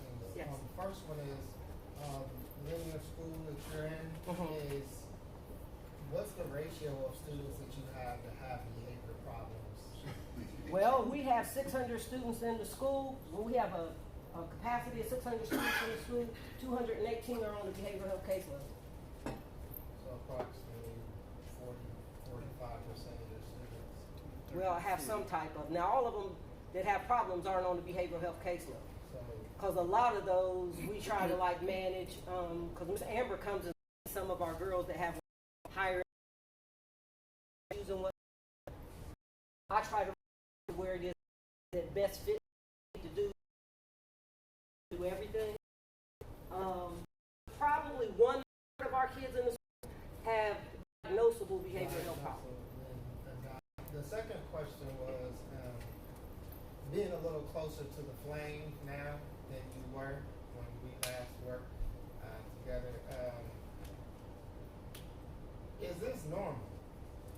is this kind of like the average, like a steady trend, and things are just getting looked at through a different lens, or has something changed? It's normal. I'm not saying it's normal. It's common.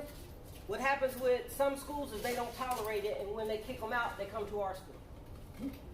And what they get is love and acceptance, and you know, and sometimes we have to suspend them, and we try very hard not to. We try to do everything that we possibly can.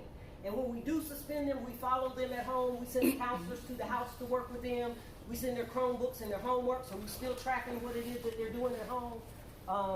And then Mr. Brown is the dean of students, so he's better because he's the one that sends them home. I just asked because it just seems as that there's a rise or a spike of alternative schools or charter schools to be able to deal with behavior students. And is that because we are trying to meet a new identified need, or historically this is the way it's always been, we've been in an average, or is there a spike in this type of situation? There is it's not normal. It's the normal now. Because we got to remember, because let's look. I don't want to say like normal. I mean, what I'm saying is, But- what I mean statistically, Right. has the number of students or the number of young people who have behavioral problems, has it kind of stayed the same, or maybe a little rise, or are we seeing a new trend come along, and we need to deal with this issue with a new approach? The second one you made is a new trend that's coming along that we need to learn how to deal with.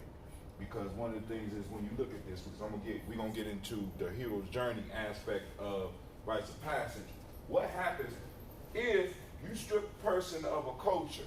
Remember the definition I gave you: stable, historically developed community with territory, economic life, distinctive culture, language, and common. What happens to a group when you strip all of the territory from them? The very culture rises up out the earth and the people's relationship with the earth. And you take away all economic life from it. You tarnish the culture. So the childhood is not, the lesson is not coming from here to the child. It's coming from out here about the child. And what's coming out here about the child is not healthy for this. And then we got the warriors, as she described, with the gangbangers and stuff. We got the warriors being pulled more from out here and being taught out here rather than in here. So we got all these oppositions moving in, because you can look at it historically. If you look at black folks historically, see, because I want to say this, our school is not even a behavioral school. That's what's crazy. She thinks it's a behavioral school because when she came in, the kids was waiting for her at her door. Right? No, we're not a behavioral school. But we got a massive amount of these behaviors going on, and we can check in schools in other places. Because one of my arguments for what I do is that we look at these films about these amazing schools and how they change things around, and me being a person that's close to the valve of being able to do that, I told my boss no time, we could do that if we really wanted to. It would be easy to turn around and go on Oprah, but it would be a farce. Because I challenge all these schools out here that talk about how they change around the culture. I want to make sure that you change around the culture. Did you change around the culture, or did you change the population of children that you're working with? You understand what I'm saying? Because at Millennium, we tell people they family.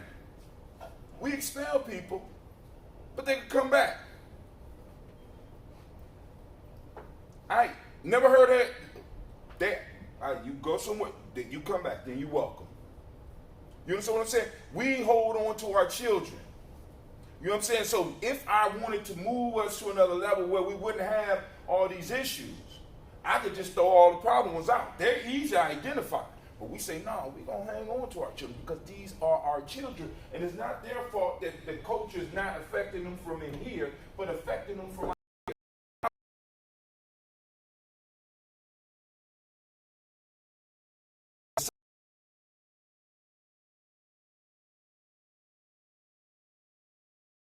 After slavery, man, we learned faster than any other group in American history. You can look it up for yourself.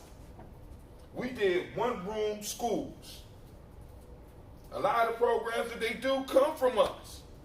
You know what I'm saying? So we have to understand that there has been a total mind shift And a lot of this stuff that's affecting us from the outside that we're not really dealing with, that we're not really preparing, and we're not bolstering up our own culture, we're embracing everybody. Come on in.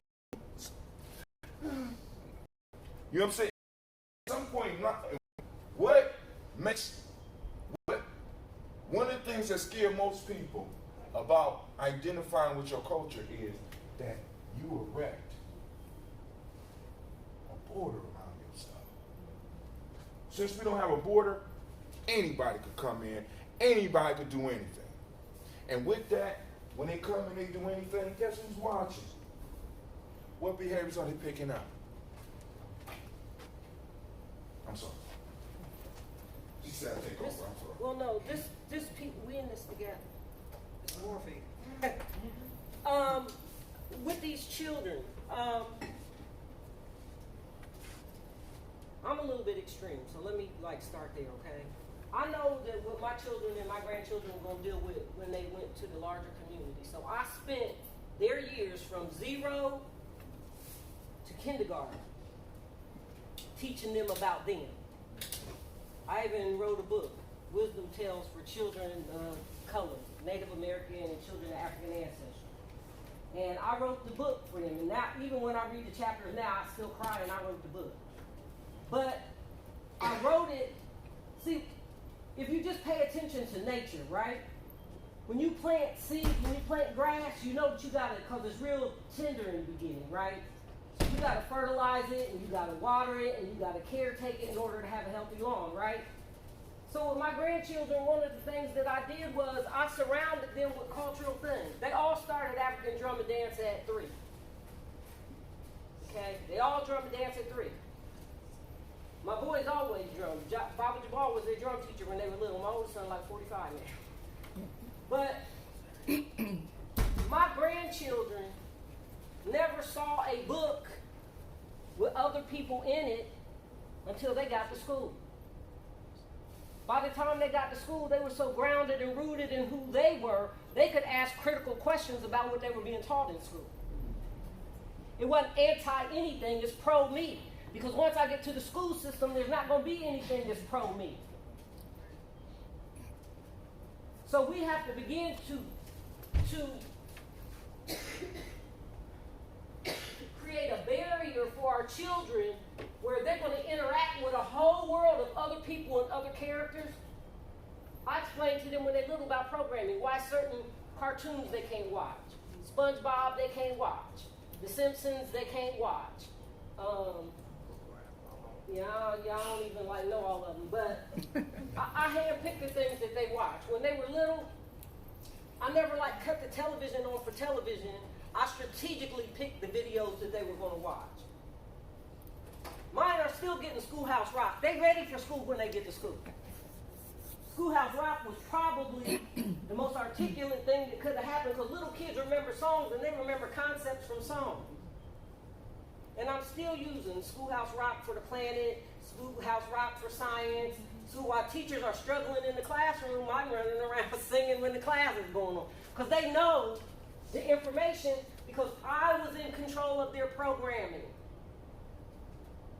They don't have the capacity for some other stuff. They look at it and say, that's not mine. It's kind of like an automatic boot out. That's not mine. Now, responsibility for the adult comes when the teacher calls and they're talking about the first Thanksgiving. And it's a little bit overwhelming sometimes, but you have to be willing to back your kids up when they're in school. And they have to know that you're coming. They got to know that backup is coming. So then you walk up into school with Destruction of the Indies by De Las Casas. He was the priest that was on the boat. And he told the story. And at the end of the first Thanksgiving, all of the Native Americans were dead. And males had their heads chopped off and then kicked their heads around the game, took the babies by the feet, bust their heads on rocks. And it was funny to me that they didn't have any food, but they had liquor. So at the end of that first Thanksgiving, the question was, what happened to the Native Americans? And we wasn't even at the, how abusive is that to take an African kid, have him dress up like a pilgrim or an Indian in school? Especially to a knowledge. You don't mean any harm. What you're trying to do is teach history and have to experience history. But there was not the history of the African American kid. And the history for the Native American kid, that's why these books, these textbooks, but you got to be willing when you do that education to your children to back them up, because the school's going to tap them. But that's a small price to pay, because the result is if you don't do it, they get eaten up by a system. And they fair game and fair pickings for the people in the street, for sex trafficking, for drug addiction, for going to prison, for ending up dead because he can't manage his anger or his behavior. It's got to start right here. This is the most important time when you're working rites of passage, because if they grow up with this, this is all they know. My granddaughter that lives with me, I sent her to the Somali school, and it was English as a second language school, Zenith Academy on Hamilton Road. And I sent her there because my husband was like, she needs to go to the Somali school, and I was like, but she don't speak Arabic and she don't speak French. He's like, I don't care, she needs to go to the Somali school. So he passed away, and I go on and take her to school, but I talked to the principal. Don't worry, both refugee camps hungry for education. So in spite of the language barriers and the language difficulty, they were determined to succeed. And there were strict rules for boys and girls and how they conduct themselves in the classroom. By the time she graduated from that school with the rest of her class, and most of them graduated from the 9th grade 2-3 years early. Half of them went to the new high school, the other half went to college. Going to college was a culture shock for her. She had been eating home-cooked meals at school since kindergarten. And she called me from school like, who eats this food? Like, you know, she had a kitchen with people that cooked jollof and rice and beans. I mean, she had real food in school. And she's like, whoa, woo. Like, what food is this? So since she started school, she's been ordering DoorDash every day at school. She can't eat the school food. She can't even tolerate the way it looks. But she's used to live food with a live vibration and made with loving hands. You don't think about that. Food tastes different when people make it with love.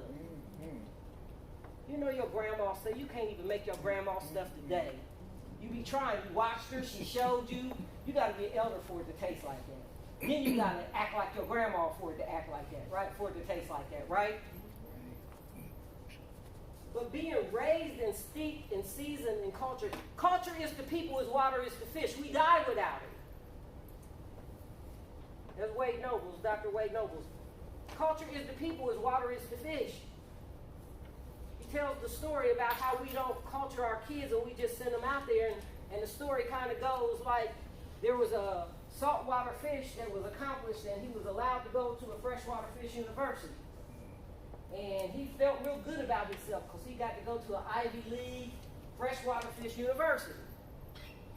And he started having behavioral problems and psychological problems, and so he went to the freshwater fish psychologist.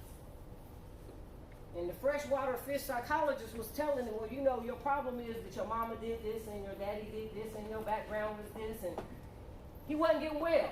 So the freshwater fish psychologist called the saltwater fish psychologist and was explaining on a consult, this is what's going on with him. I might need some insight. I might need a little bit of help. And the saltwater psychologist said there ain't nothing wrong with him. All he needs is some salt in his water. That's the culture for us. We get off balance when we start wanting to, and even Africa, bleach our skin. Change the color of our eyes, because every message that we get in the programming is that you're not good enough. You're not good enough. Your natural hair, we will kick you out of school. Your natural hair, we don't want you modeling for us. If you brown skin or light skin, we want you in the video. And so the time to help combat that is now. And there's not a better time for us now to do that than now in the climate that we're in. Because you know all seasons are cycles. And it'll pass. Right to pass. We had the first after-school programs. the first clinics, the first passage. Government looked at it and said they're doing too much. So we're going to take it and we're going to fund it. And we're going to give them free meals at school instead of in the community. We're going to feed them when we want them to eat. We're going to give them free clinics where they can go and get help for their drug addiction and stuff. We're going to give them that. And so you invest all of this money in it. But see, when you're old like me, you've been around long enough to know now the money's running out, money tight. So now we need the community to take some responsibility back for this program. We need y'all to like do this, so we're looking at your volunteers and whatnot. And then and it actually really should be a partnership, but it's real difficult after all of these years, the system doing it for you, to give a group of people with a learned helplessness and hopelessness, kind of like a welfare mentality for social programs. It takes a whole nother area of your brain after when your speech is, what have you done for me lately? What have we done for ourselves lately? Our system unity needs. It's about getting agencies and programs to work together to maximize the resources. It's all about getting community members involved so they're invested in the programs that are happening in the community. And I understand that, but it's almost because I've been around so long, there's like almost this resentment about we had it and we were doing it. And we gave it up. And somebody said we'd do it for you for free. And so now we got to get back involved and we have to re-regulate and reprogram people like this is our community, these are our kids. And so we start by modeling that ourselves. We work our 8 hours a day, then we stay late at night. We talk to parents in the middle of the night. We don't have rules around no calls after because we don't know when the crisis is going to happen. And we want to catch it early. For that reason, in the school, we need parents as partners. So I've redone my Talbot Hall thing. Got a circle of grandmothers. Because last year we had a PTA meeting. Don't talk about my PTA meeting. We had a PTA meeting. They went and got chicken and mashed potatoes. Now, I don't eat chicken and mashed potatoes. But they went and got chicken and mashed potatoes. 600 students. We had 3 parents show up. Well, that was 200% better than the year before. So you did good.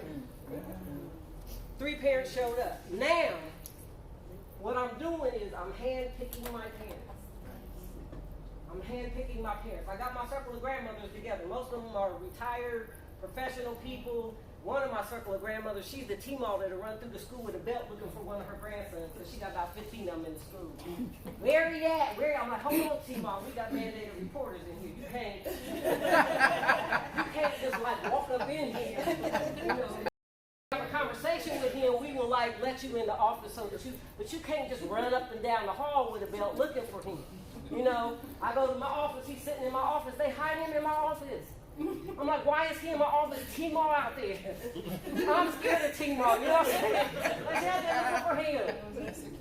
So I get ready to jump over them to go out the door because I know she's coming, and she busting right past me. I didn't want to be there to see her hit him because I didn't want to have to report it. So we finally talked to her, and Mr. Brown and his decision dollars, I act like that was real wonderful, and it is a wonderful concept, but we have to go to a cashless system because his older kids like robbing people for their decision dollars. So we got to go to checks now and a cashless system. No, I already negotiated. We're not doing that. You're going to do the dollars? We got dollars, we need the police. 5s, 10s. We need dads to come and be the police. Anyway, this kid had a wad of money in his pocket, right? Decision dollars, because it was just before field day or whatever it is at the end of school. And they can buy things. They can purchase bikes, all of that stuff for field day. He had a big wad of money, and I asked Timo, what did he do? She said he hit me. Whoa. That brought out my green-eyed dragon, because I wish one of mine would. So she said he hit her. I'm like, Timo, go home. You can't do that with the belt. I got this. So Timo went home. And I look, he has a big wad of money. I'm like, what you got in your pocket? He's like, decision dollars, and he was all happy. He was smiling. I said, let me see it. gave it to me and I said, this is your court fees, this is your attorney fees, this is your fine, this is the money for your counselor, this is your release money, what you gotta pay the counselor when you go see them, so you have no money left. So you will be in the gym with me for field day while everybody else is having fun, because this is what happens in the real world when you hit somebody. He just cried, asked Miss Brown, what do I need to do to earn my decision dollars back? I'm like, you don't have enough time before field day to earn them dollars back. So T-Mall comes in, she's like, what happened? I said, I took his decision dollars. He's not going to field day. And she started crying. She's like, oh, thank you. I said, you got to hit them where they hurt. That's right. That belt ain't going to get it. You got to snatch that iPhone. You study your kids and find out what they're interested in. You don't have to take it for good, but make them feel it. See, that hitting people with switches and belts, that came from our trauma history. That's a part of the trauma history. Go get your own switch and bring it back so I can whoop you with it. The minute you have to put your hands on a kid, you've already lost. The minute you have to put one, you've already allowed him to outthink you, because you're never going to win that battle.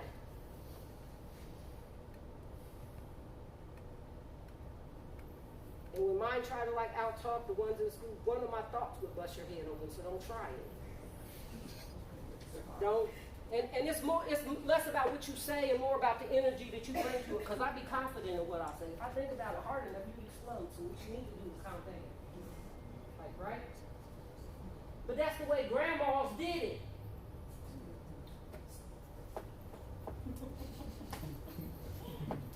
You gotta step in your womanhood and step up into your manhood and be confident in who you are in order to transmit that to the next generation. And that's what rites of passage is all about.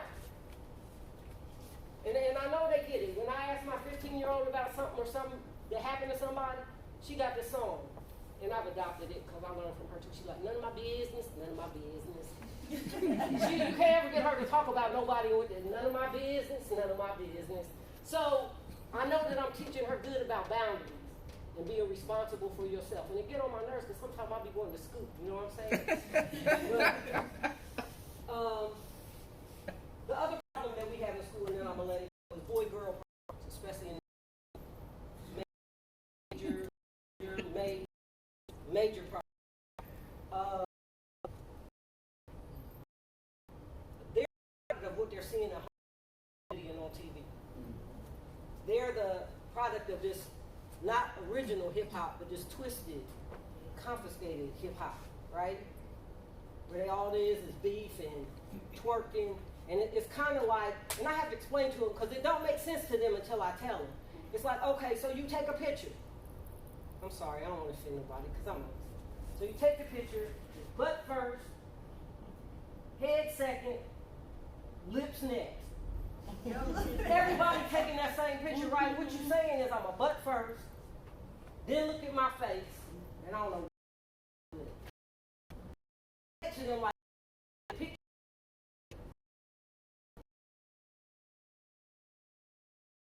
that's not the way evolved women present themselves to the world. You've been effectively programming when you think that's normal. When all you are is a behind, a face, and a neck. And I teach them early. Have sex with my intelligence first. Then I might be impressed. You know, let yours match mine and then I'm impressed. But if you don't teach them that before they get to here, hormones run them up. My granny, you don't trust me? Another good thing about the Somali school, they have supervised dates. They don't have you just go off with who you look. I know I'm old, but when you came to get me, you had to come to my house, knock on my door. Yes. Yes. Get past my 12 brothers to get to my dad to get me out the door. This whole, you know, my dad used somebody home, he like, if you head for that door, I'll break your legs. If you're not brave enough to come in this house, he don't need to take you nowhere. Because then once he got in the house, the rules of engagement were explained. She will be home by 10 or we will be looking for you. Now you just we used to always ask who's your people because we wanted to know who they was connected to. There ain't no rules no more. We got middle school girls having oral sex in the movie house, videotaping it and putting it on Snapchat for all the kids at school to see. Not understanding that one is a violation of your soul and the other one is a crime. Looking for love in all the wrong places. But I can take that right back to what was happening at home. I don't like going to the skating ring. I don't like going places they eat and watch them eat and stare at each other all day. She's 15. I had to let her date. She's leaving for college next year. I couldn't send her off with no boy experience, but I'm there for every day. Whether it's the skating ring or the jump house, they just had their first year anniversary. Go figure. Who does that? They want to go to dinner. No, they won't go to dinner. They want to go to get air wherever they should jump around for their first anniversary. But they're supervised. We've gotten away from supervising our kids and just let our kids go. They don't spend the night at other people's house. Now, if they spend the night at somebody's house, they in the house with another rites of passage family that I know got the same rules that I got. They went to Chasander's company. When they go to a sleepover, I know the same rules in that house is happening in mine. And I know the people there because I watched them grow up. And so I may do, but I never send just one. I send a couple because I need some snitches. So I send a couple. I send a couple. That's the rule. You don't ever just send one. Secret's easy to keep that way, right? But I guess I'm saying all of that to say all of this is rite of passage. This is not what you do at work. It's what you do. It's how you live. It's how you raise your kids. Because people watch you and your kids, and then they say, well, how did you do that? How did you do that? She's 15. 6 o'clock in the morning, I take her to the bus stop. Her bus is on 20th and Mount Vernon. You think I'm let her walk in the dark to 20th and Mount Vernon and wait on the bus? That's like I want to be sex trafficked. No, I take her and I wait till the bus comes and I pull off when the bus pulls off. Because I'm into prevention, not intervention. I want to be on TV.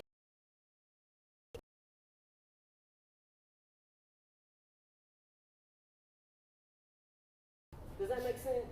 All of that is rites of passage. What are the rights, rules, and regulations in your community, in your household for kids? When my boys grew up, I always had a house full of kids because back during the crack epidemic, parents were struggling. So I always made sure that they had some seats. The thing that happened was once my kids got older, like teenagers, my boys, the kids in the neighborhood started having a different kind of look toward them, like envy. And so I would watch the other kids watching mine, and I would tell them, it's like, they're still your friends, but they said that they don't have what you have. And that creates you can't be on the floor while I'm down here with them. And that's why when it transitioned on over to Oak Street with the OGs, I was happy.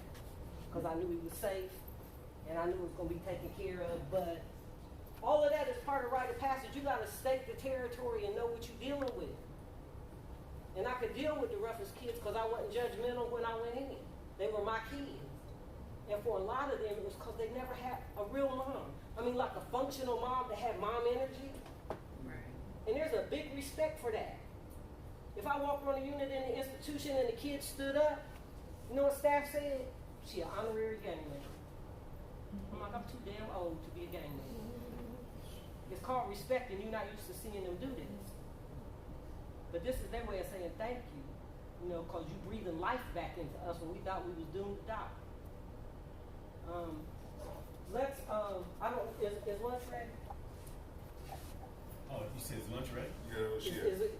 Yeah, we can. I know we early. I'll say, yeah, we can do it now. I'll set everything up. Give me about 15 minutes. Can I Let me set up. Can I participate? Let me just go back to my participant mode. Okay. Sorry. Go ahead. So, for me, because I'm making some associations, I teach prevention ethics.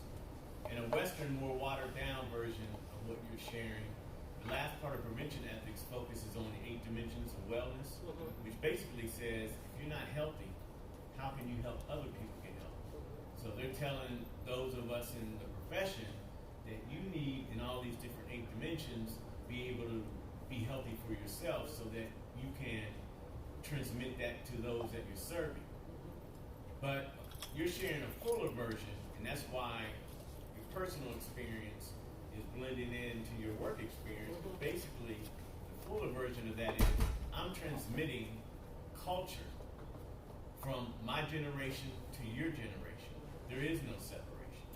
Right. So that's much stronger than what the Western approach is. It is attempting to do something like that. It is. And the benefit and the blessing, I guess, that we have is we grew up in rites of passage. We worked with scholars, so we kind of like this. Baba seasoning it. Mr. Seasoning in past all of the things that go with health and nutrition and drum and history and then it kind of like faded out, and now it's back because nobody knows what to do with our kids. And I guess maybe this is why I'm still here and not retired, but I'd probably still be doing this retired. But the reason that I'm still here is because if I walk off because mine are okay, or at least look like they're okay, relatively okay, who will my grandkids engage with? If I don't stop and help other people with their children, who will my children engage with?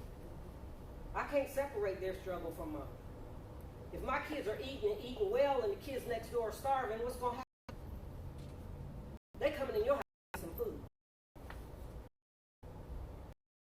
Unity, like it or not, in a rite of passage process, take control or not. We are programmed. The only question is who's doing the programming. We're in systems every day where we have to fight the intended programming to override. We have to have override buttons. Some things you hold, some things you fold, so you got to know when or where to do what. Because you're not going to actually really change the system because it's by design. So one of the most important things that we do is we teach kids how to do critical thinking. And Mr. Brown is very good at explaining that because he had added whole new dimensions to my way of doing this, and as a result of it, I'm able to think deeper and wider about any situation. And we'll share that later on this afternoon. But that critical thinking piece, because our kids tend to be very reactionary and impulsive, and you have to help them to create new mind maps that are automatic when a crisis happens. And that doesn't happen overnight. That's something that's a process, and Mr. Brown found a process, bless his heart, that works. And so the second half, we're going to talk about program development and statistics and outcomes, all of the dry stuff, and because what we try to do is give you the soul of it this morning. The history of it and the soul of it this morning. Now how to do it, how to make it work, and what are the bits and pieces of it and elements of it. That book that I wrote, the Hero's Journey book, this was the book that I wrote for the kids in DYS. And for years it had been floating around and everybody was using it. And I didn't care. I just wanted the information out there. And finally I decided that once the treatment centers and the women's programs and the corrections got a hold of it, that I needed to publish it. But the reason that I wrote this book was because I knew that in the institution where I was, and even after they got dispersed, that the counselors were not going to be able to do what I did. So I put this book together and I gave it to them so that they could teach and heal each other. Mr. Brown said that my stuff is in the adult system, and what did you say they call it? The Hero's Journey stuff that's in the adult system that left juvenile. Young fellas. Yeah, heartless fellows. Heartless fellas. They run in the institution with my curriculum because they're able to do critical thinking and That's manipulate not just in energy. the little kids. They grown now. I'm not honoring. So now let's be clear. Y'all do understand that gangs are rites of passage. Criminal organizations are rights to pass. Political parties are rights to pass. Right. We just got that. We have to understand this because it's bigger than the youth.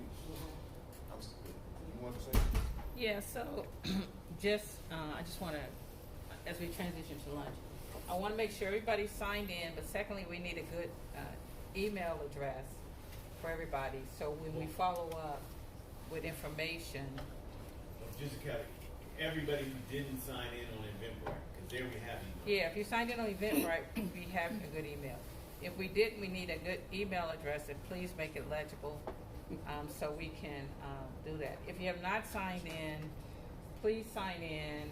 I know y'all heard that this funding was supported by Ohio Mosque, and we want, if these are the kind of trainings you want, again, then we need to say people showed up. Okay? So it's just. And one last part, if you have a social work license, you need to sign in on there, and also make sure you sign in up front when the social worker signs. Yeah, if you need social work sign off, you want to sign off in two places. So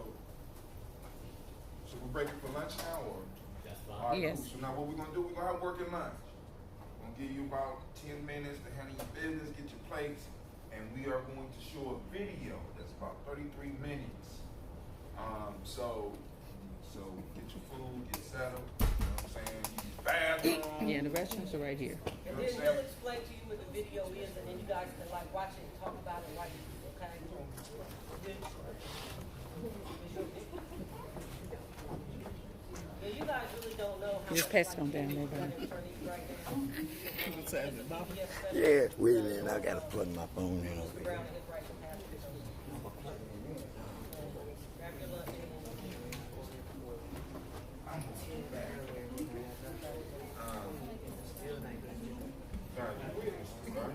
You saw what happened, right?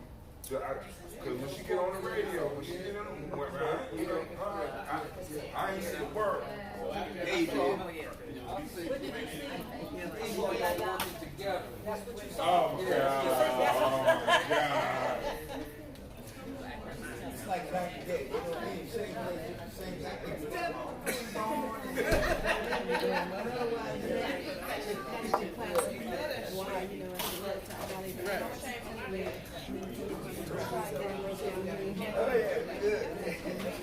Okay, let me go and get that on my phone.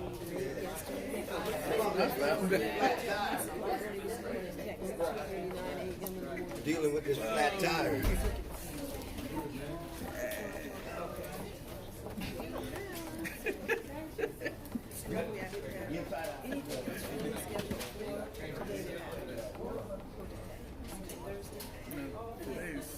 Me and that.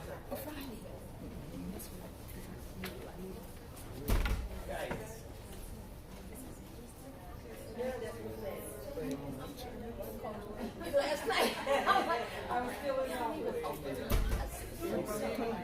He just went back out. I better check with him and see if they come yet. Let me just check it. They don't do it. No, give me a real hug. I'm looking to see if our car, you know, the car was with us, like they showed, like triple A. Okay. Fix that car. And, Okay.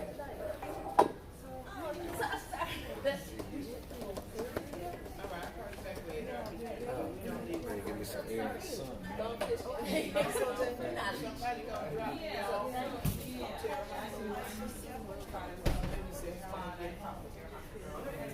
Okay. Okay. She got it. Yes, ma'am. oh, good seeing you. Good seeing you. All right. That's all right. Because I came in with this one. Is that a Yes, this one So, right here. okay, you want some of everything we got? We'll do the next one. I'll take another part. I actually 20 years back and I'm a family teacher. So we're actually community. So Did everyone sign? ever need and I'm we actually represent and therefore but if you're interested in always training, how to do research and all that. Yes. I'm in that group.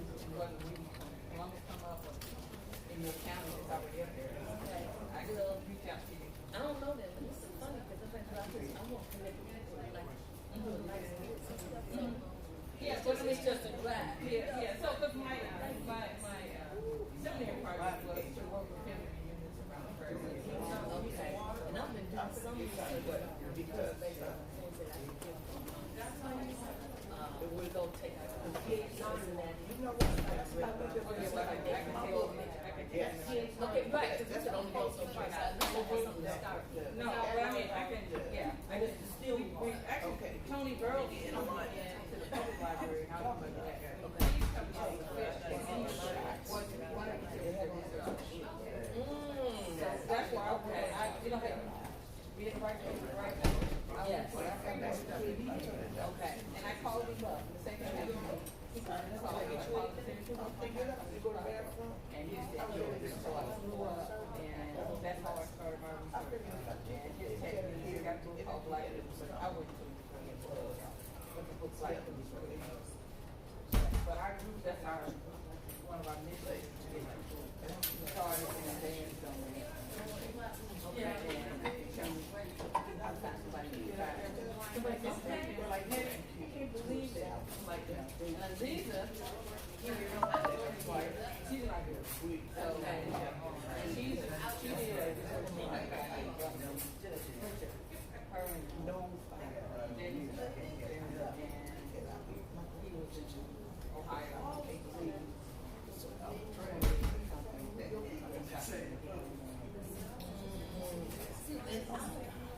It's so much to go to that.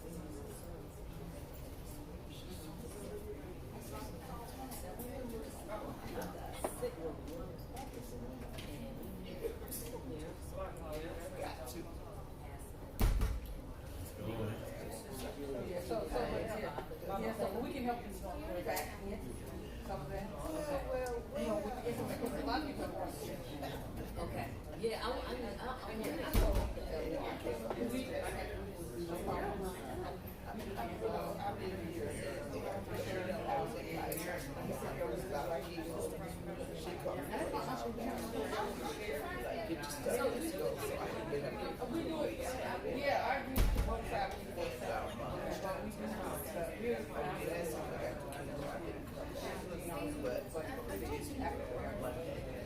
so the library we can't afford to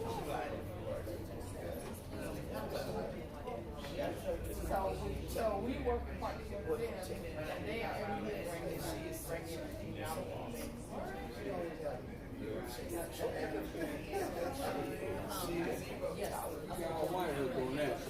Now, you brought it home. I had another.